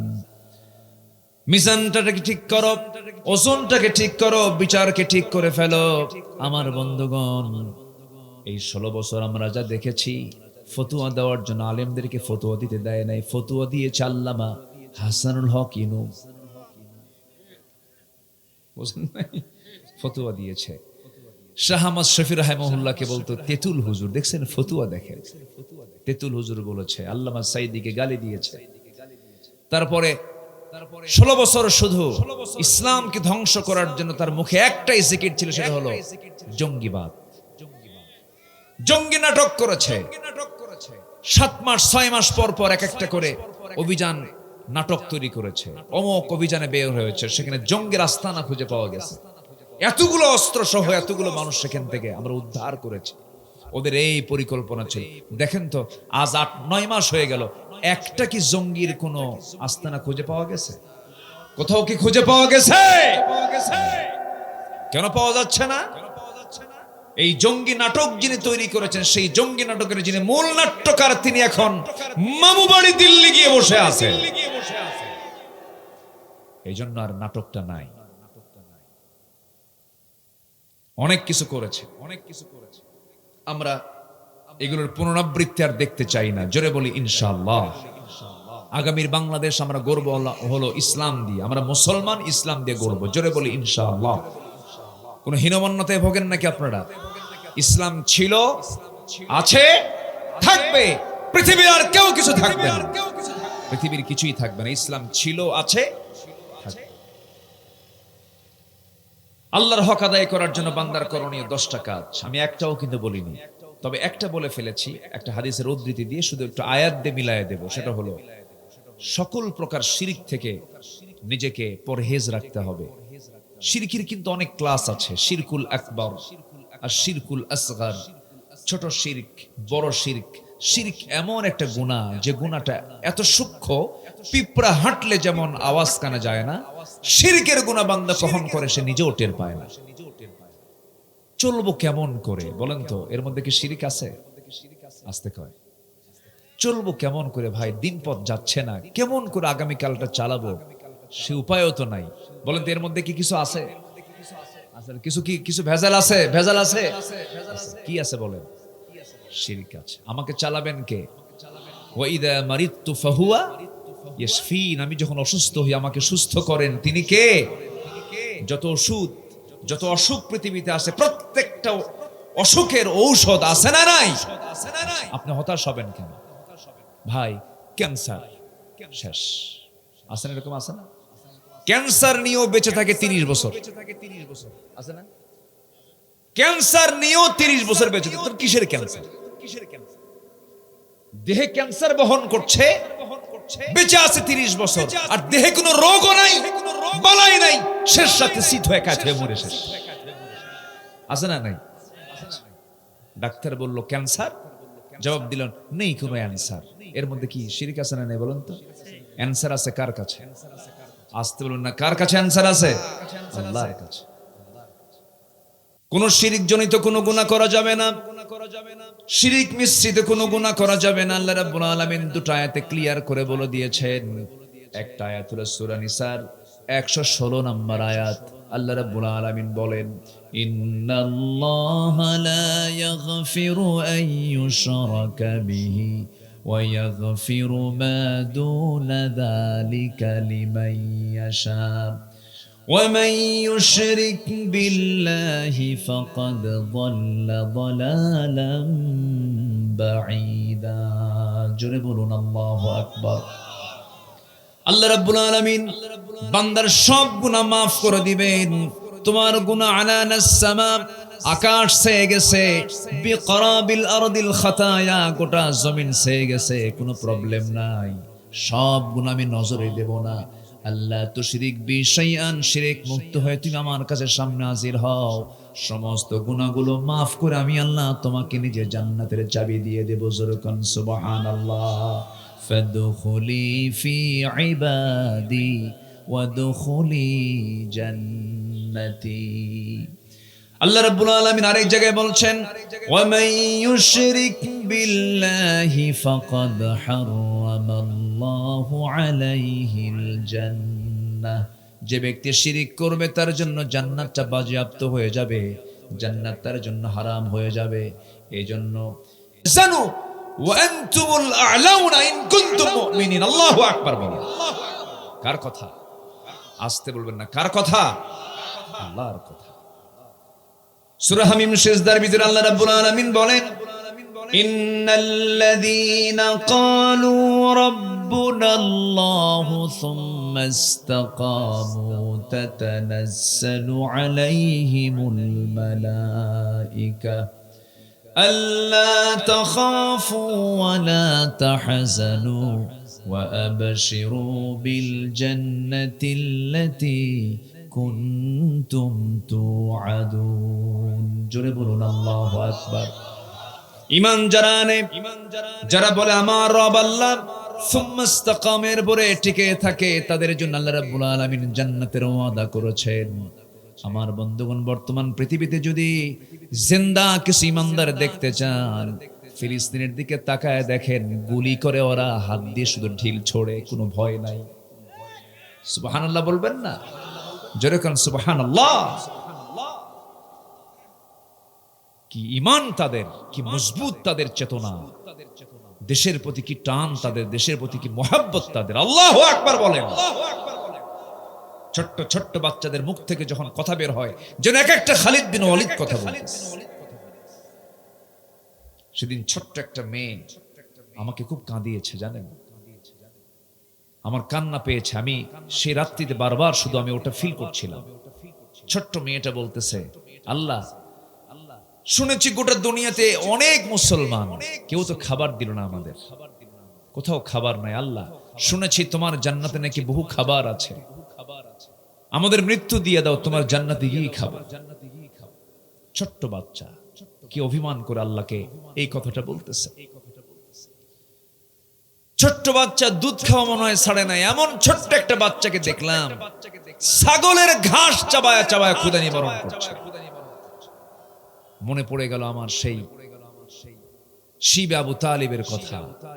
সাহাবীরা খাবার না পেয়ে সেই বয়কটের ভিতরে পাথরের উপরে বৃষ্টি নাজিল হওয়ার পরে কিছু দুর্বা ঘাস জন্মাতো, সেই দুর্বা ঘাসগুলো, সেই ঘাসগুলো টেনে টেনে তুলে সাহাবীরা চাবায়া চাবায়া তাদের ক্ষুধা তৃষ্ণা নিবারণ করেছে। সম্মানিত ভাইয়েরা, সম্মানিত বন্ধুগণ, যে দিল ইমানদারের জন্য কাঁদে না, যে দিল একটা মুসলিমের জন্য কাঁদে না, সেই দিল কখনো ইমানদারের দিল হতে পারে না। এই ক্রান্তি লগ্নে আমরা এতটুকু শুধু বলতে চাই, বিশ্বের যারা মোড়ল আছেন, মুসলিম নেতৃত্ব যারা দিচ্ছেন, দয়া করে এই বিষয়টা মাথায় নেওয়ার চেষ্টা করবেন। ওআইসিকে বলবো, জাতিসংঘকে বলবো, বিশেষ করে মুসলিম রাষ্ট্রপ্রধান 56টি দেশ থাকার পরেও আজকে পাখির বাচ্চার মতো গুলি করে হত্যা করছে, 20 সেকেন্ড পর পর মিসাইল হামলা করা হচ্ছে।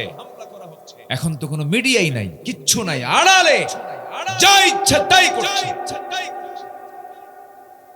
আমাদের অবশ্যই করণীয় আছে না নাই? একটা শক্ত পদক্ষেপ যদি নাও হতো, 5টা মুসলিম রাষ্ট্র যদি এক হতো, 1,52,00,000 ইহুদি সব নির্মূল হয়ে যেত। আসতে বলবেন না, জোরে বলুন ঠিক কিনা? নির্মূল হয়ে যেত। 200 কোটি মুসলমানের বিপরীতে মাত্র ইহুদির সংখ্যা হলো 1,52,00,000। যুদ্ধের দরকারে থুতু নিক্ষেপ করলে সব আউট হয়ে যেত। কিন্তু আজকে সেই জায়গায় মুসলমান নীরব ভূমিকা পালন করছে। জবাব দিতে হবে একদিন কার আদালতে। আসতে বলবেন না, কার আদালতে? রাসূল বলেছেন গোটা মুসলিম উম্মাহ হলো একটা দেহের মতো। কিসের মতো? দেহের মতো। এক জায়গায় চিমটি কাটলে যেমন গোটা দেহ টের পেয়ে যায়, ঠিক তেমনি কোন মুসলমানের একটা পশম যদি কেউ ছিঁড়তে আসে, অন্য মুসলমান চুপ করে থাকতে পারে না। সম্মানিত ভাইয়েরা, ঈমান আনবো, ঈমান কিনা আমরা টিকে থাকবো। জোরে বলি ইনশাআল্লাহ। সাহাবে কেরাম টিকে ছিলেন, তারা হতাশ হননি, ভেঙ্গে পড়েননি। জীবন হাসতে হাসতে বিলিয়ে দিয়েছেন। কাফিরদের হাতে তারা কখনো মাথা নত করেননি। ছোট্ট ছোট্ট কিছু কথা ইতিহাস মনে পড়ছে, বলি একটু বলি। আমার বন্ধুগণ, দুজন সাহাবীর কথা এই মুহূর্তে আমার মনে পড়ে গেল। একজন সাহাবী মদিনে আসতে নিয়ে বিশাল একটা হৃদয় বিদারক ঘটনা রয়ে গেছে। আর একজন সাহাবীকে মক্কার কুরাইশরা মদিনার একটু অদূরে সেখান থেকে তাকে অপহরণ করে নিয়ে চলে গেছে মক্কায়। তিনি মদিনায় হিজরত করেছিলেন। সেই সাহাবীকে ধরে নিয়ে মক্কার জেলখানায় আটকিয়ে রেখে বলা হলো, খুবাইব, আমরা তোমাকে ধরে এনেছি শাস্তি দেবার জন্য নয়, কিন্তু শর্ত হলো আমাদের বাপ দাদার ধর্মকে ছেড়ে দিও না, এই ধর্মে তুমি ফিরে আসো, এই ধর্মকে তুমি লালন করো, পালন করো। খুবাইব বলছেন, তোমরা আমাকে যে প্রস্তাব দিচ্ছ, পৃথিবীর সকল প্রস্তাব মানতে রাজি আছি, কিন্তু এই প্রস্তাব মানতে রাজি নেই, কারণ ঈমান এনেছি, ঈমানের উপরে টিকে থেকেই শহীদ হয়ে যাব, কিন্তু মাথা নত করব না কারো কাছে। জোরে বলুন সুবহানাল্লাহ, আরো জোরে বলুন সুবহানাল্লাহ। খুবাইব রাদিয়াল্লাহু তাআলা আনহু জেলখানায় তিনি ঢুকে পড়লেন। মারতে মারতে রক্তাক্ত করে ফেলা হলো। শেষ পর্যন্ত খাবারও বন্ধ করে দেওয়া হলো। খাবার বন্ধ করে দিলে তো মানুষ মরে যাওয়ার কথা, কিন্তু এখানে হিতে বিপরীত হয়ে গেল। ঘটনা ঘটলো আরেক রকম। আল্লাহর যারা পছন্দের বান্দা, যারা স্পেশাল বান্দা, স্পেশালি দেখেন তিনি আমার কে। ইব্রাহিম আলাইহিস সালাতু ওয়াস সালামকে আগুনে নিক্ষেপ করা হয়েছিল। আগুনের কাজ হলো জ্বালিয়ে দেওয়া, ভস্ম করে দেওয়া, কিন্তু ইব্রাহিমের ঈমানের কাছে আগুনটা হেরে গেছে। সে আগুনটা তার জন্য জান্নাতের টুকরা হয়ে গেছে। জোরে কোন সুবহানাল্লাহ। খুবাইব রাদিয়াল্লাহু তাআলা আনহু খাবার বন্ধ করে দিয়েছে। খাবার বন্ধ করে দিলে কি হবে? রাতের আধারে যখন শেষ রাত্রে সবাই ঘুমিয়ে পড়ে, সেই সময় তিনি আল্লাহর কালাম তেলাওয়াত করেন। আল্লাহ রাব্বুল আলামিন জান্নাত থেকে ফেরেশতা দিয়া জান্নাতের আঙ্গুর তার সামনে ঝুলায় ঝুলায় রেখে দিয়েছেন। জান্নাতের আঙ্গুরগুলো খেয়েছেন। 2-3 মাস চলে গেল, খাবার বন্ধ, সবকিছু বন্ধ। সে বেঁচে আছে কেমন করে? চেহারা সুন্দর হয়ে গেল। চিন্তা করলো, কুরাইশরা যদি এই সংবাদ যদি মক্কার অলি গলির সবার কানে কানে চলে যায়, সব তো কালিমা পড়ে মুসলমান হয়ে যাবে। শেষ পর্যন্ত সিদ্ধান্ত নিল তাকে দুনিয়া থেকে বিদায় করে দেবার জন্য। বলা হলো, খুবাইব এখনো সময় আছে, তুমি কি করবে বলো। খুবাইব বলছেন, তোমার আমার ব্যাপারে যে সিদ্ধান্ত নিচ্ছ, তোমরা কি জানো আমার আল্লাহ আমার নাকের মধ্যে জান্নাতের সুঘ্রাণ ঢুকায়া দিয়েছেন। জোরে বলি সুবহানাল্লাহ। আল্লাহর যারা পছন্দের বান্দা তার আগে থেকেই কিছু সিমটম পেয়ে যায়। এই সিমটম গুলো দেখায় দেন তিনি আমার কে। আসতে বলবেন না, তিনি আমার কে। ইমানদার বান্দারা সবসময় শুক্রবারে মৃত্যু চায়। মৃত্যুকে তারা ভয় পায় না কখনো। মৃত্যুকে তারা বড় বরকতের বিষয় মনে করে, কারণ মৃত্যু না হওয়া পর্যন্ত সবচেয়ে প্রিয়জন আল্লাহর সঙ্গে সাক্ষাৎ হবে না। আল্লাহর সঙ্গে সাক্ষাতের জন্য সবচেয়ে বড় মাধ্যম হলো কি বলেন? মৃত্যু। মৃত্যু না হওয়া পর্যন্ত আল্লাহর সঙ্গে তো সাক্ষাৎ হবে না। এই জন্য ইমানদারের সবচেয়ে আকাঙ্ক্ষার মৃত্যু, আকাঙ্ক্ষার চাওয়া হলো সম্মানজনক মৃত্যু। সম্মানজনক মৃত্যু। আমার বন্ধুগণ, আমার ভাইয়েরা, খুবাইব যখন এমন চূড়ান্ত সিদ্ধান্ত যখন জানায় দিলেন, জানায় দেওয়ার সঙ্গে সঙ্গে তারা চূড়ান্ত রায়ও দিয়ে ফেললো, তাকে শুলে চড়াইয়া তাকে দুনিয়া থেকে বিদায় করে দেবে। সবাই সিদ্ধান্ত নিয়ে যখন তাকে মেরে ফেলবে, শেষবারের মতো করে একজন এসে বলতেছে, ও আমার আত্মীয় খুবাইব, তোমার শেষ কিছু ইচ্ছা আমরা পূরণ করতে চাই, তোমার কোনো ওসিয়ত আছে নাকি? খুবাইব বলছেন, আমার কোনো ওসিয়ত তোমাদের কোনো আমি বলতে চাই না, তবে আমার শেষ ওসিয়ত যদি পূরণ করতে চাও, দুনিয়াবি কোনো ওসিয়ত আমি চাই না তোমাদের কাছে। একটু ওযুর পানি যদি দিতাম, আরে ওযু বানাতাম, নামাজে দাঁড়ায় আমি আল্লাহর সঙ্গে শেষ কথাগুলো বলে নিতাম। আমাদের কথা বলার জায়গা আল্লাহর সঙ্গে কোথায়? জোরবেন, কোথায় কোথায় কোথায় কোথায় কোথায়? ইস্তাঈনু বিস-সাবরি ওয়াস-সালাহ ইন্নাল্লাহা মা'আস-সাবিরিন। তোমরা আমার কাছে সাহায্য চাও ধৈর্যের মধ্য দিয়া, সালাতের মধ্য দিয়া। ধৈর্য রাখতে হবে, সালাতও রাখতে হবে। ধৈর্য আছে, সালাত নাই হবে না। সালাত আছে, ধৈর্য নাই, তাও হবে না। দুটোই লাগবে। ইস্তাঈনু বিস-সাবরি ওয়াস-সালাহ। আমার বন্ধুগণ, ওযুর পানি দেওয়া হলো, ওযু বানালেন, ওযু বানায়া নামাজে দাঁড়িয়েছেন। প্রথম রাকাত আস্তে আস্তে করে নামাজ পড়লেন খুবাইব। আস্তে আস্তে করে নামাজ পড়তে পড়তে নামাজের মধ্যে হঠাৎ করে তার মনে হয়ে গেল, নামাজ যদি একটু লম্বা করে ফেলি কাফের মুশরিকরা মনে করতে পারে। খুবাইব বুঝে মৃত্যুর ভয়ে নামাজটাকে কন্টিনিউ করছে, লম্বা করছে, বড় করছে। এই চিন্তা মাথায় নিয়ে তিনি করলেন কি, দ্বিতীয়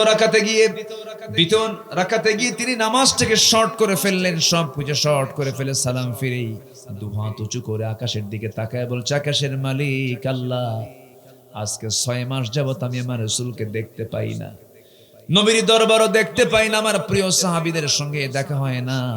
আল্লাহ, আমি যদি দুনিয়া থেকে বিদায় হয়ে যাই, আমার বিদায়ী সালামটা তুমি নবীর দরবারে পৌঁছায়া দিও।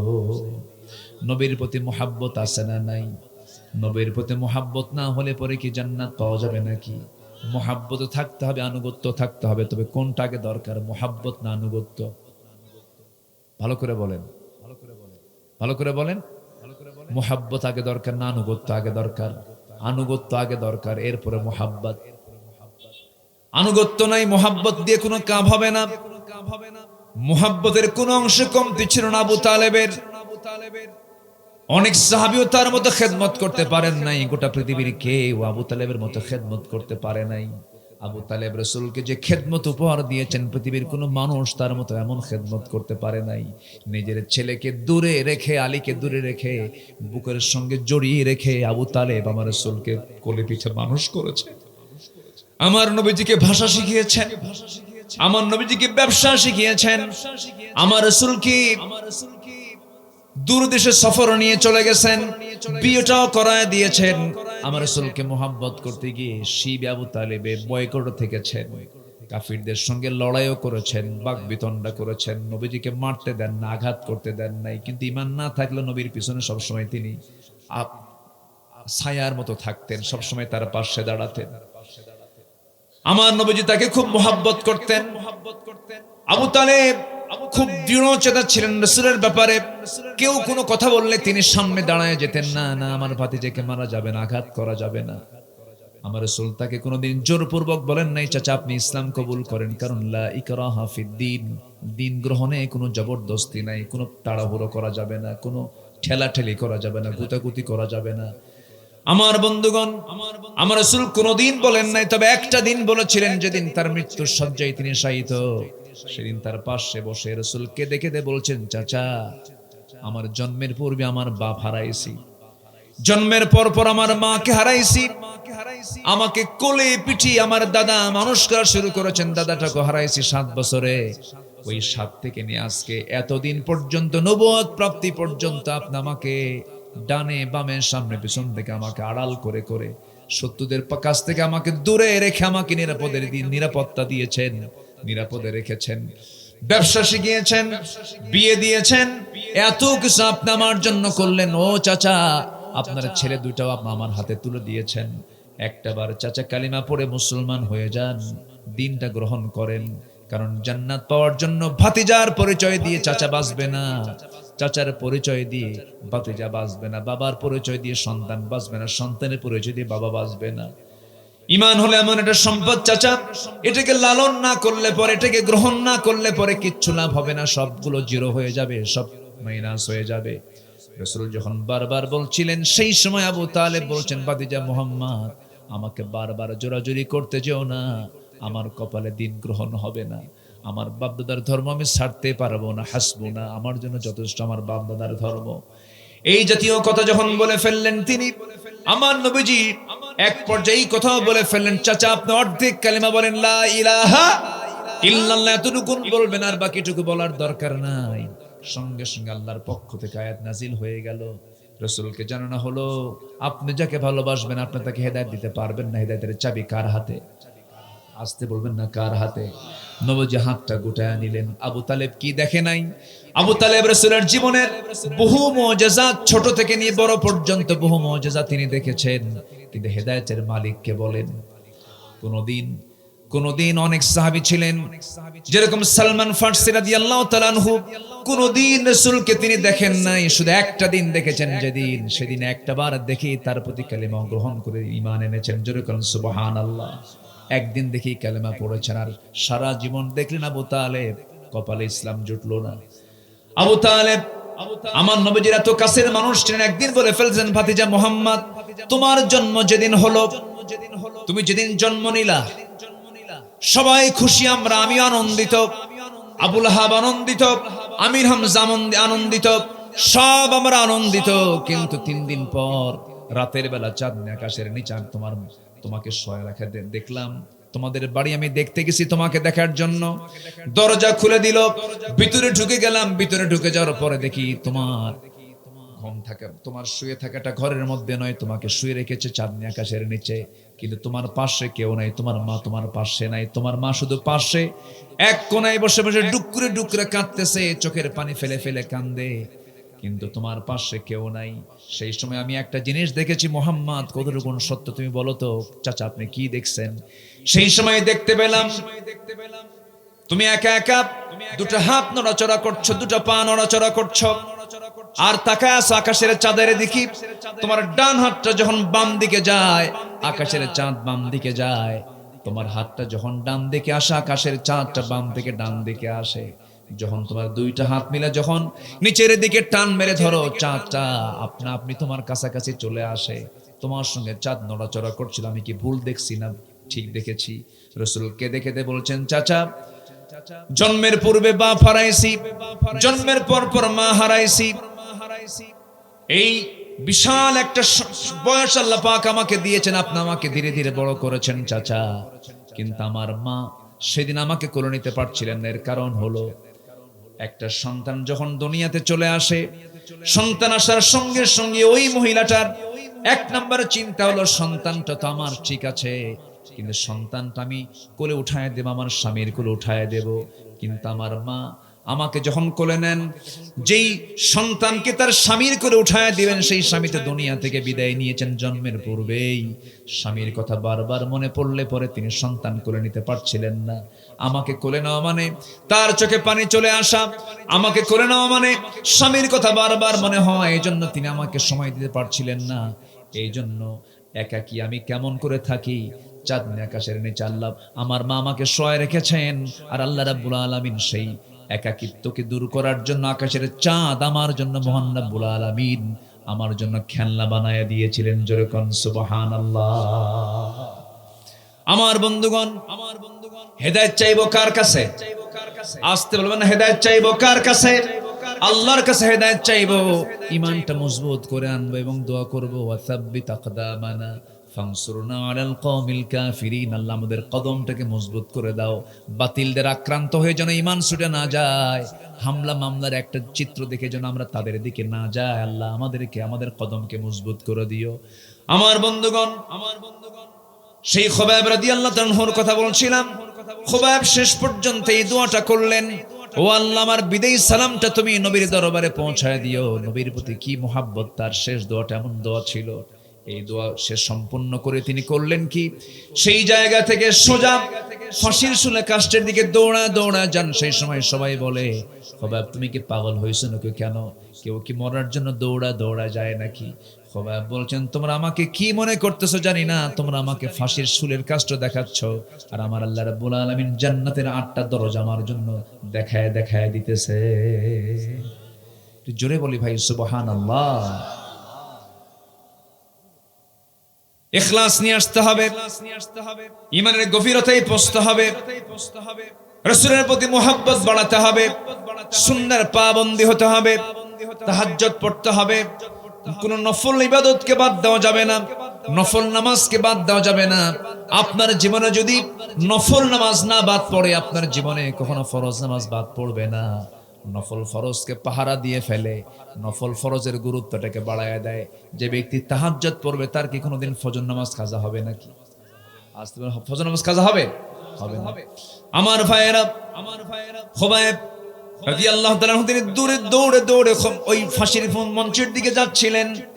একজন প্রশ্ন করে বলল, তুমি কেন এরকম দৌড়া যাও, তুমি কি পাগল হয়ে গেছো নাকি? তিনি বললেন, আমি জান্নাতের দিকে দৌড়াচ্ছি। হাত বাঁধা হলো, পা বাঁধা হলো।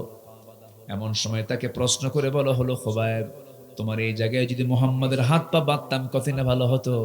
এই কথা শোনার সঙ্গে সঙ্গে সহ্য করতে না পেরে বেশ কিছু সময় ধরে মুখের ভিতরে অনেকগুলো থুতু জমা করে যে বলেছে মুহাম্মাদকে বাঁধলে কেমন হতো, তার মুখ বরাবর এতগুলো থুতু মেরে দিলেন, মুখ ভরা থুতু মেরে দিলেন।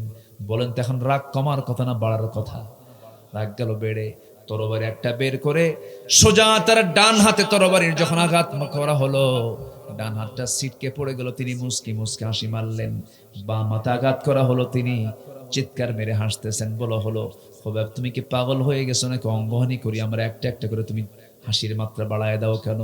খুবাইব বলছেন, তোমরা আমার একটা করে অঙ্গহানি করে দিচ্ছ। আল্লাহ রাব্বুল আলামিন আমার চোখের সামনে জান্নাতের হুরগুলো একটা করে দেখায় দিতেছে। একজন কাফের এসে নেজা তরবারি দিয়া বুক দিয়ে ঢুকায় পিঠ দিয়ে বের করলো। খুবাইব দুনিয়া থেকে বিদায় নিয়ে নিলেন। আমার নবী মদিনার মসজিদ থেকে হঠাৎ করে দাঁড় হয়ে গেছেন। দাঁড় হইয়া হাত উঁচু করে বলছেন, সালামুন আলাইকা ইয়া খুবাইব, সালামুন আলাইকা ইয়া খুবাইব। হে খুবাইব তোমাকে সালাম, হে খুবাইব তোমাকে সালাম। সাইয়েদনা ওমর ফারুক রাদিয়াল্লাহু আনহু তিনি দাঁড়িয়ে বলছেন, ইয়া রাসূলুল্লাহি আপনি খুবাইবকে সালাম দিচ্ছেন কেন? আমরা খুবাইবকে দেখি না বহুদিন, কি হয়েছে? রাসূল কেঁদে বলছেন, ও আমার সাহাবীরা, আমি আমার নবুয়তি চোখে দেখতে পেতেছি আমার খুবাইব দুনিয়াতে নাই, আমার খুবাইব জান্নাতের পাখি হয়ে জান্নাতের মধ্যে উড়ে বেড়াতেছে। জোরে বলি সুবহানাল্লাহ। ঈমান এনেছি, আমরা ঈমান নিয়ে টিকে থাকবো। জোরে বলি ইনশাআল্লাহ। আরো জোরে বলি ইনশাআল্লাহ। আরেকজন সাহাবী দিন গ্রহণ করেছেন, চাচার কানে সংবাদ চলে গেছে, চাচা হলো কাফের। চাচা বলতেছে, ভাতিজা শুনলাম কি যেন হলো। সঙ্গে সঙ্গে সেই সাহাবী বলছেন, চাচা কি শুনছেন বলেন? তুমি নাকি ইসলাম কবুল করেছো? আমি ইসলাম কবুল করেছি।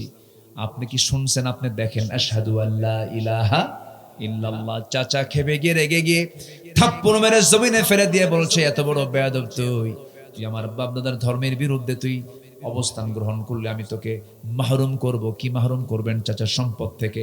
আপনার জোর করা লাগবে না, আপনি সাক্ষী থাকেন, এই মুহূর্তে আমার সমস্ত সম্পত্তি আমি আপনার এমনি দিয়ে দিলাম। আমি ঈমান চাই, আমি কি চাই, আমি কি চাই? আরে জাতি 10 টাকার বিড়ি পাইলে পর ঈমান বেঁচে শেষ। আমি কি ভুল বলতেছি? হ্যাঁ, ফজর পড়বেন আপনারা? ফজর পড়লে তো আর ওয়াজ করা যাচ্ছে না। চলো চলো চলো চলো, মাশাআল্লাহ। হুজুর মরুক, জিকির করি লা ইলাহা ইল্লাল্লাহ, লা ইলাহা।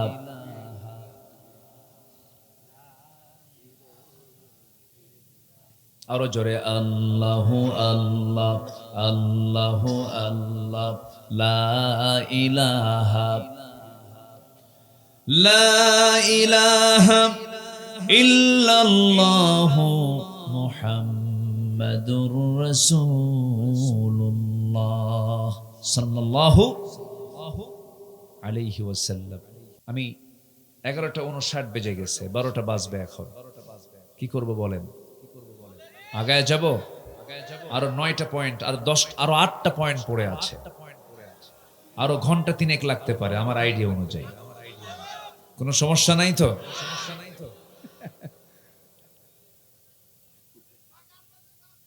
সকাল পর্যন্ত হিয়া হাত্তা মাতলাইল ফজর, কোনো সমস্যা নাই। দেখা যাক, থাকেন জানাজা সহ। এতক্ষণ কথা বলা যায়? কঠিন ব্যাপার তো। সম্মানিত ভাইয়ের, একটু আমার দিকে তাকান। এত সুন্দর সচেতন শ্রোতা আপনারা, আমার মনে আছে কিন্তু আমি গত বছর আসছিলাম। যারা এসেছেন একদম অ্যাকচুয়ালি আপনারা কোরআনের ছাত্র হয়ে এসেছেন, বলি আলহামদুলিল্লাহ। খোরাক কিছু নিতে এসেছেন আপনারা। অত্যন্ত বৈরী আবহাওয়া ছিল আজকে সারা দিন, বৃষ্টি হবে হবে ভাব, তাই না? এরকম ছিল না? ছিল।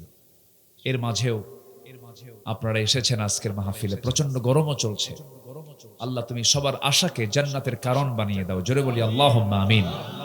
আরো জোরে আল্লাহুম্মা আমিন। আর একটু সময় আমি নিতে চাচ্ছি, 10টা পয়েন্ট আমি যেন সম্পূর্ণ করতে পারি। আরো ছিল মানে বান্দার উপরে আল্লাহর হক, আবার আল্লাহর উপরে বান্দার হক। 10টা আর 6টা। আল্লাহর প্রতি ঈমান আনতে হবে একদম সংশয় মুক্ত হয়ে। সুম্মা লাম ইয়ারতাবু, কোনো সন্দেহ রাখা যাবে না। ঈমান সেই ব্যক্তির পরিপূর্ণ যে ব্যক্তি সন্দেহ মুক্ত ঈমান আনতে পেরেছে। আর সন্দেহ মুক্ত ঈমান তখনই আনা যায় যখন ওই বান্দার ভিতরে কোরআনে কারীমের জ্ঞানটা ঢুকেছে। বলি আলহামদুলিল্লাহ। আল্লাহ আছে না নাই, এরকম চিন্তা অনেকের মাথায় আসতে পারে। আল্লাহ আছে না নাই হুজুররা কয়, তাই না? পরকাল আসলে কি যেন আছে কিনা হুজুররা বলে, কিন্তু এই চিন্তা মাথায় থাকবে না তখন যখন আপনি কোরআনটাকে বদ্ধমূল করতে পারবেন। এটা যে কি কিতাব, এটা যে কি গ্রন্থ! আল্লাহু আকবার বলেন। গোটা পৃথিবীর সমস্ত বিজ্ঞানী, হোল বিজ্ঞানী, যে জগতে বলেন না কেন, মেডিকেল সায়েন্স, সমস্যা নেই। আপনি ভৌগোলিক আকাশ নিয়ে যারা গবেষণা করে তাদেরকে ডাকবেন, কোন বিজ্ঞানীকে ডাকবেন, কোন ধরনের জ্ঞান চাবেন, সব ধরনের জ্ঞানের উৎসই হলো কোরআন। আল্লাহু আকবার। এর মধ্যে মেট্রোলজিক্যাল সায়েন্স আছে, আবহাওয়া বিজ্ঞান আছে, প্রাণী তথ্য আছে, প্রাণীবিদ্যা আছে। আপনি কি চান? আপনি এই নিয়ে গবেষণামূলক কথা বলতে গেলে ঘন্টার পর ঘন্টা চলে যাবে। এই যে মাইকে কথা বলছে, লোহা নামে একটা সূরা আছে, ওয়ানজালনাল হাদিদ ফীহি বাসুন শাদীদ ওয়া মানাফিউ লিন-নাস। আল্লাহু আকবার বলেন। আমি লোহা নাজিল করেছি। লোহা কি করেছি? কত বড় একটা তথ্য দেখেন। দিনাজপুরের কয়লা নাজিল হইছে না নিচ থেকে উঠছে? এই নিচ থেকে নাজিল হইছে? কই নাজিল হলো?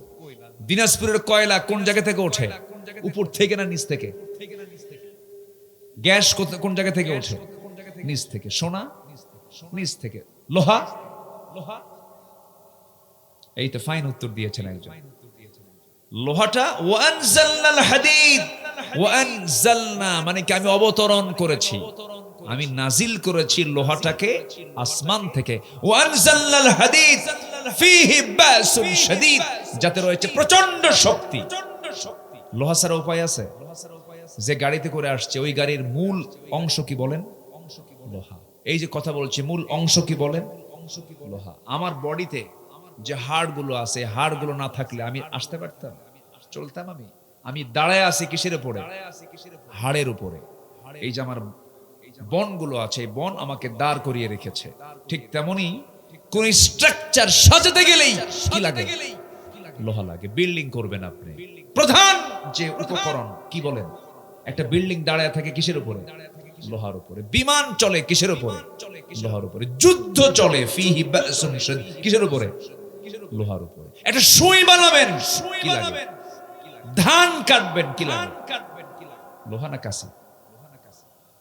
এই ধান কাটতে কি লাগে? লোহা না কাঁচি লাগে? কাঁচি কি দিয়ে আসে? ও আপনারা ভাবছিলেন মনে হয় লোহা মনে হয় বিএসআরএম এর কেএসআরএম বানায়।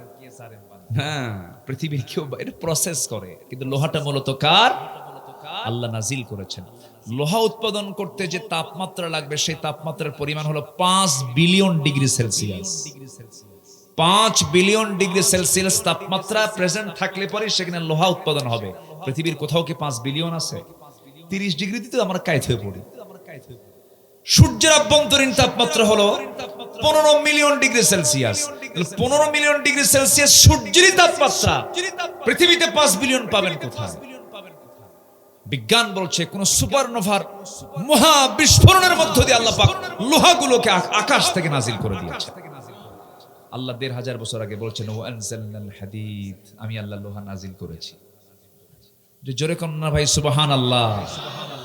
কোরআনকে অবিশ্বাস রাখার কোন উপায় আছে বলেন? আমরা অসুখ হলে ডাক্তারের কাছে যাই, অসুখ দিয়েছেন কে? ওষুধ কি নাই? আল্লাহ পাক একটা ওষুধের তথ্য দিয়েছেন, কত আগে দিয়েছেন? ইয়াখরুজু মিন বুতুনিহা শারাবুন মুখতালিফুন আলওয়ানুহা ফীহি শিফাউন লিন-নাস। আল্লাহু আকবার বলেন। আচ্ছা, মৌমাছি যে মধুগুলো সংগ্রহ করে, মধু নিয়ে আসে কিসে করে বলেন তো? মুখে করে? মুখে কতগুলো নিয়ে আসবে মুখে বলেন? ওর মুখই তো ছোট। মৌমাছি দেখেন না আপনারা? ক্যাপসুলের মতো দেখা যায়। কিসের মতো? ক্যাপসুল সাইজ না? আচ্ছা, মৌমাছি শক্তিশালী না আমরা শক্তিশালী? কোন?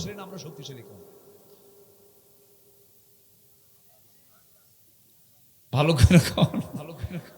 মৌমাছি শক্তিশালী না আমরা শক্তিশালী? মানুষ এখানে 100টা মৌমাছি যদি ছেড়ে দেওয়া হয় থাকবে না আপনারা? কই থাকবে? আচ্ছা, হাতি শক্তিশালী না মানুষ শক্তিশালী? হ্যাঁ, আচ্ছা, হাতি মানুষকে চালায় না মানুষ হাতিকে চালায়? হাতির উপরে মানুষ চড়ে না মানুষের উপরে হাতি চড়ে? হাতির উপরে মানুষ চড়ে। তাহলে কে চালায় হাতিকে? শক্তিশালী কে? বুঝতে হবে। এই মৌমাছি মধুগুলো নিয়ে আসে। কেমন করে নিয়ে আসে দেখেন, কোরআন কত আগে বলছে। বিজ্ঞান গবেষণা করছে প্রত্যেকটা মৌমাছির পিঠের ভিতরে দুটা স্টমাক আল্লাহ রাব্বুল আলামিন বানিয়ে দিয়েছেন। মানুষের দেহের মধ্যে একটা স্টমাক। মানুষের পেটে কয়টা স্টমাক বলেন? একটা পাকস্থলী, একটাই পাকস্থলী আমার আপনার জন্য বরাদ্দ আছে। কিন্তু মহান রাব্বুল আলামিন প্রত্যেকটা মৌমাছির পেটের ভিতরে দুটো স্টমাক দিয়েছেন। একটা হলো তার জীবন বাঁচানোর জন্য, তার খাবার সংগ্রহ করার জন্য স্টমাক একটা, আরেকটা হচ্ছে হানি স্টমাক, মধু সংগ্রহ করার জন্য আল্লাহ পাক পৃথক স্টমাক দিয়ে দিয়েছে। কার উপকারের জন্য? হ্যাঁ, জোরে বলি সুবহানাল্লাহ। আমার স্টমাক একটা, আর মৌমাছি কি স্টমাক আরেকটা এক্সট্রা করে দিয়েছেন মধু সংগ্রহ করার জন্য। কার উপকারের জন্য? 550 মৌমাছি 20 লক্ষ ফুলের উপরে পড়ে মাত্র 1 পাউন্ড মধু সে সংগ্রহ করতে পারে। 20 লক্ষ মৌমাছি 20 লক্ষ ফুলের উপরে 550 মৌমাছি সেই মধুগুলো সংগ্রহ করলে পরে মাত্র 1 পাউন্ড মধু তৈরি হয়। আর সেই মৌমাছির সংগ্রহ করা মধুগুলোর ভিতরে যদি কেউ ভেজাল দেয়, তার ফাঁসি কি একবার দরকার না বারবার দরকার? বারবার দিবেন কেমনে? ওর মরার পরে সুম্মা লা ইয়ামুতু ফিহা ওয়ালা ইয়াহইয়া, মরার পরে হবে। এটা কিসের পরে হবে বলেন? মরার পরে। আপনি কি মধুর দাম দিতে পারবেন বলেন? পৃথিবীর কোন ব্যক্তির দ্বারা কি সম্ভব এই মধুর মূল্য দেওয়া? বলেন সম্ভব? পেটের মধ্যে যখন উঠায়, ইয়াখরুজু মিন বুতুনিহা, তার পেট থেকে বের করে। একটু কান লাগাবেন। ওই মৌমাছি মধুগুলো সংগ্রহ করে নিয়ে মৌচাকে ঢুকে গেল। পৃথিবীর সব আর্কিটেক্ট ইঞ্জিনিয়ার, সমস্ত সিভিল ইঞ্জিনিয়ার, সব ইঞ্জিনিয়ারদেরকে এক জায়গায় করে যদি বলা হয়, তোমাদের সম্পূর্ণ মেধা খাটায়া এই যে মৌমাছি মৌচাক বানাইছে, এরকম একটা মৌচাক বানায়া দাও, কিয়ামত হয়ে যাবে। একটা মৌচাক পৃথিবীর কোনো ইঞ্জিনিয়ার বানাতে পারবে না। জোরে বলি সুবহানাল্লাহ। এত সুন্দর করে সেই মৌচাক বানানো হলো। ওর মধ্যে তাপমাত্রা আছে 35 ডিগ্রি সেলসিয়াস, হলো স্বাভাবিক তাপমাত্রা। স্বাভাবিক তাপমাত্রা হলো 35 ডিগ্রি সেলসিয়াস। তাপমাত্রা যদি বেড়ে 40 ডিগ্রি সেলসিয়াস হয়ে যায়, তাহলে মধুগুলো নষ্ট হয়ে যাবে। তখন করে কি, রানী মৌমাছি একটা ডাক মারে, আওয়াজ আসে না? আসে না? একটা ডাক মারে সব মৌমাছিগুলো এক জায়গায় হয়ে যায়। সবাই করে কি, দুই সাইডের পাখাটা তারা ঝাপটান শুরু করে। ঝাপটাতে ভিতরের গরম হাওয়াটা বাইরে পাস করে দিয়ে 35 ডিগ্রি সেলসিয়াস হলে পরে আবার তারা থেমে যায়, স্বাভাবিক তাপমাত্রা নিয়ে আসে। কারণ এই মধুটা ফিহি শিফাউল লিন্নাস ওয়া আওহা ইলান নাহলি আন ইত্তাখিযি মিনাল জিবালি বুয়ুতা। আল্লাহ পাক ওহী দিয়েছেন, এই মধুগুলো তোমরা সংরক্ষণ করো। তোমাদের মাধ্যমে আমি এই মধু দিয়ে বান্দার সমস্ত রোগের ঔষধ আমি এর মধ্যে রেখে দিয়েছি। জোরে কোন সুবহানাল্লাহ। তাহলে আল্লাহর ফার্মেসির ফ্যাক্টরি যে আছে, এই ফ্যাক্টরি ডিপার্টমেন্ট আল্লাহ পাক দিয়েছেন চোরদের হাতে না, মৌমাছির হাতে না। মানুষ কি আস্তে করে, মানুষ কি আল্লাহ চোরদের হাতে দেন নাই, দিয়েছেন হলো কার হাতে? কারণ মানুষের দিলে ওই জায়গায় ভেজাল। ও বানায় দেয়, মৌমাছি বানায় দেয়, মৌচাক থেকে নামানোর সঙ্গে সঙ্গেই রাজশাহীর মিষ্টির শিরা ঢুকায়। আসে না বলেন? রাজশাহীর আম কত সুন্দর, হ্যাঁ? আল্লাহ পাক কি আম দিয়েছেন, বলি আলহামদুলিল্লাহ। সে আমটার ভিতরে আবার কি যেন কি করে না, দেয় কিছু দেয়, এটা হারাম, এগুলো করা যাবে না। লাভ একটু কম হোক, দেখতে একটু সুন্দর। জনগণও খারাপ, বুঝলেন? জনগণের মধ্যেও সমস্যা আছে। যেটা ভালো জিনিস হয় সেটা কিন্তু দেখতে সুন্দর খুব একটা হয় না। একটু দাগ থাকলে না, এটা রুচিতে আসতেছে না। কিন্তু যেটা দাগ নেই, ফ্রেশ, এত সুন্দর আমের উপরে তার চামড়ায় কোনো দাগ নাই, ফ্রেশ, মানে কি জানেন? ওটা ফ্রেশ করানো হয়েছে, একদম জায়গা মতো ডুবাইয়া খাওয়াইয়া এরপরে কালার করে দেওয়া হয়েছে। কি আমি কি ভুল বলতেছি? সমস্যা আমাদের সবার মধ্যে আছে কম বেশি। সম্মানিত ভাইয়েরা, ভেজাল করব না, ইমানদার কখনো ভেজাল করতে পারে না। কোন দিক থেকে কোন দিকে চলে গেলাম আমরা, না? অনেক দিক চলে গেছে কিন্তু মাঝখানে। এখন আমরা নাম্বার একটু লাইনে আসি, 3 নম্বরে আসি। আল্লাহর হক হচ্ছে বান্দা কাকে ভয় করবে? ভয় করা কার হক? বান্দা ভয় করবে আল্লাহকে, এটা কার হক? তাহলে পৃথিবীর কাউকে আমরা ভয় করতে পারবো? ইত্তাকুল্লাহ হাক্কা তুকাতিহি ওয়া লা তামুতুন্না ইল্লা ওয়া আনতুম মুসলিমুন। নাম্বার 4 হলো আল্লাহর বিচার ফয়সালা মেনে নেওয়া। ইনিল হুকমু ইল্লা লিল্লাহ। আমার বন্ধুগণ, আল্লাহর বিচার ফয়সালা সবকিছু মেনে নিতে হবে, কোনো তর্ক বিতর্ক করা যাবে না। নাম্বার 5 হলো সালাত কায়েম করা, যাকাত আদায় করা। নাম্বার 6 হলো হজ করা। কার জন্য হজ করব আমরা? কার জন্য? এটা কার হক? ওয়া আতিমুল হাজ্জা ওয়াল উমরাতা লিন-নাস। নাকি ঠিক কেমনে হলো? ওয়া আতিমুল হাজ্জা ওয়াল উমরাতা লিন-নাস। এই কি বলেন? কেউ তো কিছু কয় না। ওয়া আতিমুল হাজ্জা ওয়াল উমরাতা লিল্লাহ। আর এখনকার হাজিরা কি? ওয়া আতিমুল হাজ্জা ওয়াল উমরাতা লিন-নাস। হজ করো, উমরা করো মানুষের জন্য। 7.5 লাখ টাকা খরচ করে হজ করে আসছি, আমার নামের আগে পোস্টারে কোনো হাজি নাই। এই আছে না নাই বলেন? তাহলে ওর জন্য বরাদ্দ হলো ওয়া আতিমুল হাজ্জা ওয়াল উমরাতা লিন-নাস। তাহলে আমরা হজ করব, উমরা করব কার জন্য? এটা কার হক? লিল্লাহ, আল্লাহর জন্য। আমার বন্ধুগণ, নাম্বার 7 হলো সিয়াম পালন করা। as-সাওমু লি ওয়া আনা আজজি বিহি আই উজজা বিহি। রোজা আমার জন্য, রোজা আমার হক, আমি এটার পুরস্কার আমি নিজে বান্দাকে দিয়ে দেব। রোজাটা এমন একটা বিষয়, নামাজ দেখা যায়, রোজা নামাজ দেখা যায়, যাকাত দেখা যায়, দান সদকা দেখা যায়, সব ইবাদত ডিসপ্লে করা যায়, দেখা যায়, কিন্তু রোজা কোন বান্দার রোজা কেউ দেখতে পায় না। দেখেন একমাত্র কে? সাউথ কোরিয়া গিয়েছিলাম বহু আগে, তো সেখানকার এক মুসলিম ভাই আমাকে একটা বিষয় শেয়ার করলেন, বললেন দেখেন এখানকার এক বুদ্ধিস্ট তাকে জিজ্ঞাসা করছে, ভাই তুমি খাচ্ছ না কেন দিনের বেলা? আমি তো রোজা আছি। রোজা মানে না খেয়ে আস, না খেয়ে থাকে কেন? আল্লাহর হুকুম না খেয়ে থাকে। আল্লাহর হুকুম না খেয়ে থাকা ভালো কথা, না খেয়ে আসো ভালো আছে, কিন্তু তুমি একটু লুকায় একটু পানি খায় নিও, কি আপনার কথা কি বুঝতেছেন? আল্লাহর জন্য রাখো, একটু লুকায় খেলে তো সমস্যা নাই। তখন ওই মুসলমান ভাই জবাব দিচ্ছেন যে ভাই আমার আল্লাহ এমন আল্লাহ যে লুকায় খেলেও দেখে, সামনে খেলেও দেখে। আল্লাহ মানা করছেন, খাইলে উনি দেখতে পাবেন, এই জন্য খাচ্ছি না, খাবো সন্ধ্যার দিকে। জবাবে ওই বুদ্ধিস্ট বলতেছে সাউথ কোরিয়া, তাহলে তো তোমার দেশের মানুষ খুব ভালো। কেন? যে দেশের মানুষ না খেয়ে থাকে আল্লাহর ভয়ে, না খেয়ে থাকে আল্লাহকে ভয় করে না খেয়ে আছে, সেই দেশের মানুষ তো দুর্নীতি করতে পারে, খুব আল্লাহওয়ালা হওয়ার কথা।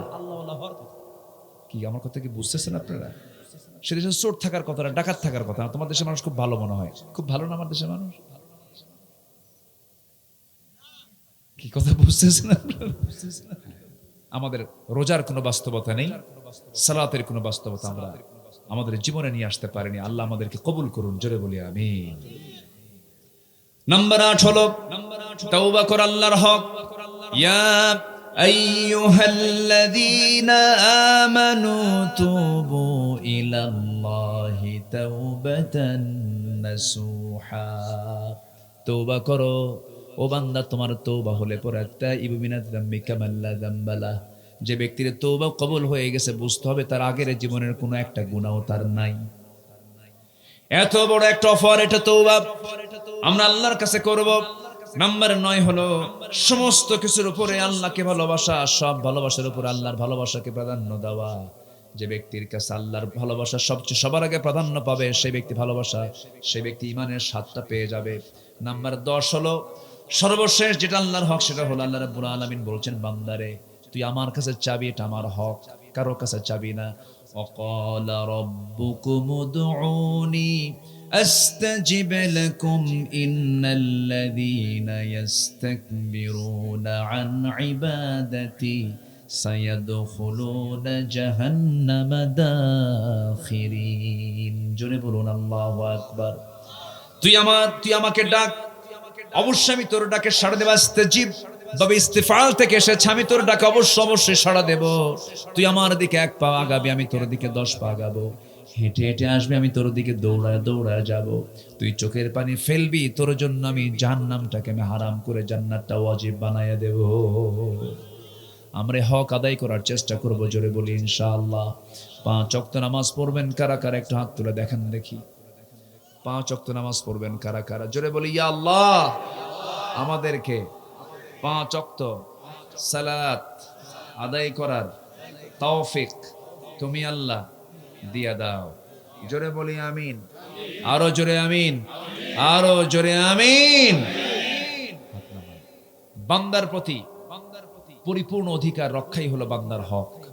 বান্দার হক রক্ষায় কোরআনের আলোকে 6টা কাজ আছে। নাম্বার 1 হচ্ছে আল্লাহর পরই হচ্ছে পিতামাতার হক। কার হক বলেন তো? পিতামাতার হক। এই হকটা আমরা আদায় করার চেষ্টা করব। নাম্বার 2 অধিকার আদায় এবং আমানত রক্ষা করব আমরা। নাম্বার 3 গীবত, গোপনীয়তা চর্চা, অপবাদ থেকে আমরা দূরে থাকার চেষ্টা করব। নাম্বার 4 হলো অপরের সম্পদ অন্যায়ভাবে গ্রাস করা যাবে না। নাম্বার 5 হলো দান সাদকা এবং অভাবীদের সাহায্য করতে হবে। নাম্বার 6 হলো ন্যায় বিচার এবং সমতা প্রতিষ্ঠা। এগুলো হচ্ছে বান্দার হক। আমরা শর্টলি একটু পয়েন্ট আকারে বলে ফেললাম। আল্লাহ আমল করার তৌফিক সবাইকে দান করুন। কেউ যাবেন না, আমরা দোয়া করব একসাথে। তার আগ দিয়ে আজকের মাহফিলের সম্মানিত বরেণ্য সভাপতি মহোদয় আমাকে বলেছিলেন, আপনি আপনার মতো করে কোন একটা সময়ে একটু মাহফিল কমিটির পক্ষ থেকে একটু চাবেন। চাওয়াটা তো খুব লজ্জার ব্যাপার। দেওয়াটা লজ্জার না চাওয়াটা লজ্জার বলেন? আমি কিন্তু চাইলাম, মাহফিলের স্বার্থে আপনি মেহেরবানি করে যে যা পারি আমরা দেওয়ার চেষ্টা করব। ব্যাগ যাবে কই? ব্যাগ দিয়ে দেন, চাদর দিয়ে দেন, যে যা পারি আমরা সবাই দেব। জিকির করি লা ইলাহা, আরো জোরে লা ইলাহা সুবহানাল্লাহ আলহামদুলিল্লাহ।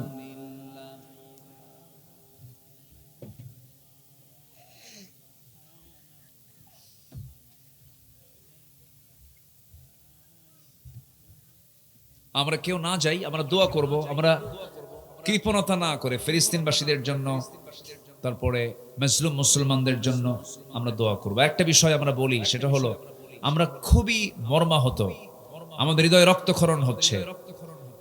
পৃথিবীর একটি সবচেয়ে বড় গণতান্ত্রিক রাষ্ট্র ভারতে মুসলমানদের উপর অমানবিক নির্যাতন চলছে। অনেক মসজিদগুলোকে তারা ভেঙ্গে গুঁড়ো করে দিচ্ছে এবং মসজিদের মেম্বারে দাঁড়িয়ে তারা পেশাব পর্যন্ত করছে। এই নোংরামি আচরণগুলো সাম্প্রদায়িক দাঙ্গায় অভ্যস্ত একটি দেশ, সেটি হচ্ছে ভারত। আমরা সুস্পষ্ট ভাষায় জানান দিতে চাই, জুলুম যখন শুরু হবে পতন ত্বরান্বিত হয়ে যাবে, ভারত টুকরা টুকরা হয়ে যাবে ইনশাআল্লাহ। জোরে বলেন ইনশাআল্লাহ। সেই দিন খুব বেশি দূরে নয়, খুব বেশি দূরে নয়। শাহজাহানের সেই তাজমহল, কুতুব মিনার, শত শত বছরের শাসনের ইতিহাস এই ভারতে মুসলমানদের আছে না নাই? ইতিহাস থেকে শিক্ষা নাও, নচেত আল্লাহর ঘরকে যারা ভাঙবা তোমরাও ভেঙ্গে চুরমার হয়ে যাবে। আল্লাহ আমার সেই ভারতের মুসলমানদের ভাইদের প্রতি তার রহমতের চাদরকে আল্লাহ তাআলা বিছায়া দেন। জোরে বলি আল্লাহুম্মা আমিন। এই আশাবাদ শেষে কামনা করছি, আমরা দোয়ার দিকে যাচ্ছি। আমরা চাইবো আল্লাহর কাছে, সবাই বলে সুবহানাকা আল্লাহুম্মা ওয়া বিহামদিকা আশহাদু আল্লা ইলাহা ইল্লা আনতা আস্তাগফিরুকা ওয়া আতুবু ইলাইকা। চিৎকার মেরে বলি ইয়া আল্লাহ, আমার জীবনের সগীরা কবীরা, ছোট বড় সব গুনাহ তুমি আল্লাহ মাফ করে দাও। জোরে বলুন ইয়া রাব্বাল আলামিন, ইয়া রাব্বাল আলামিন। আসুন আমরা নামাজের মতো করে একটু বসি। ফজর নামাজ সবাই পড়বেন তো ইনশাআল্লাহ। ফজরে যেন কারো কাজা না হয়। যদি আপনার এরকম মনে হয় যে আপনি জায়গা পাবেন না, আপনি অ্যালার্ম দিয়ে রাখবেন, সতর্ক রাখবেন, কাউকে জাগায় রাখবেন, কাউকে বলে রাখবেন। ফজরের 2 রাকাত সুন্নতের দাম হলো খায়রুম মিনাদ দুনিয়া ওয়া মা ফিহা। দুনিয়া এবং দুনিয়ার মাঝে যা আছে তার চাইতে বেশি দামি হলো ফজরের 2 রাকাত সুন্নত।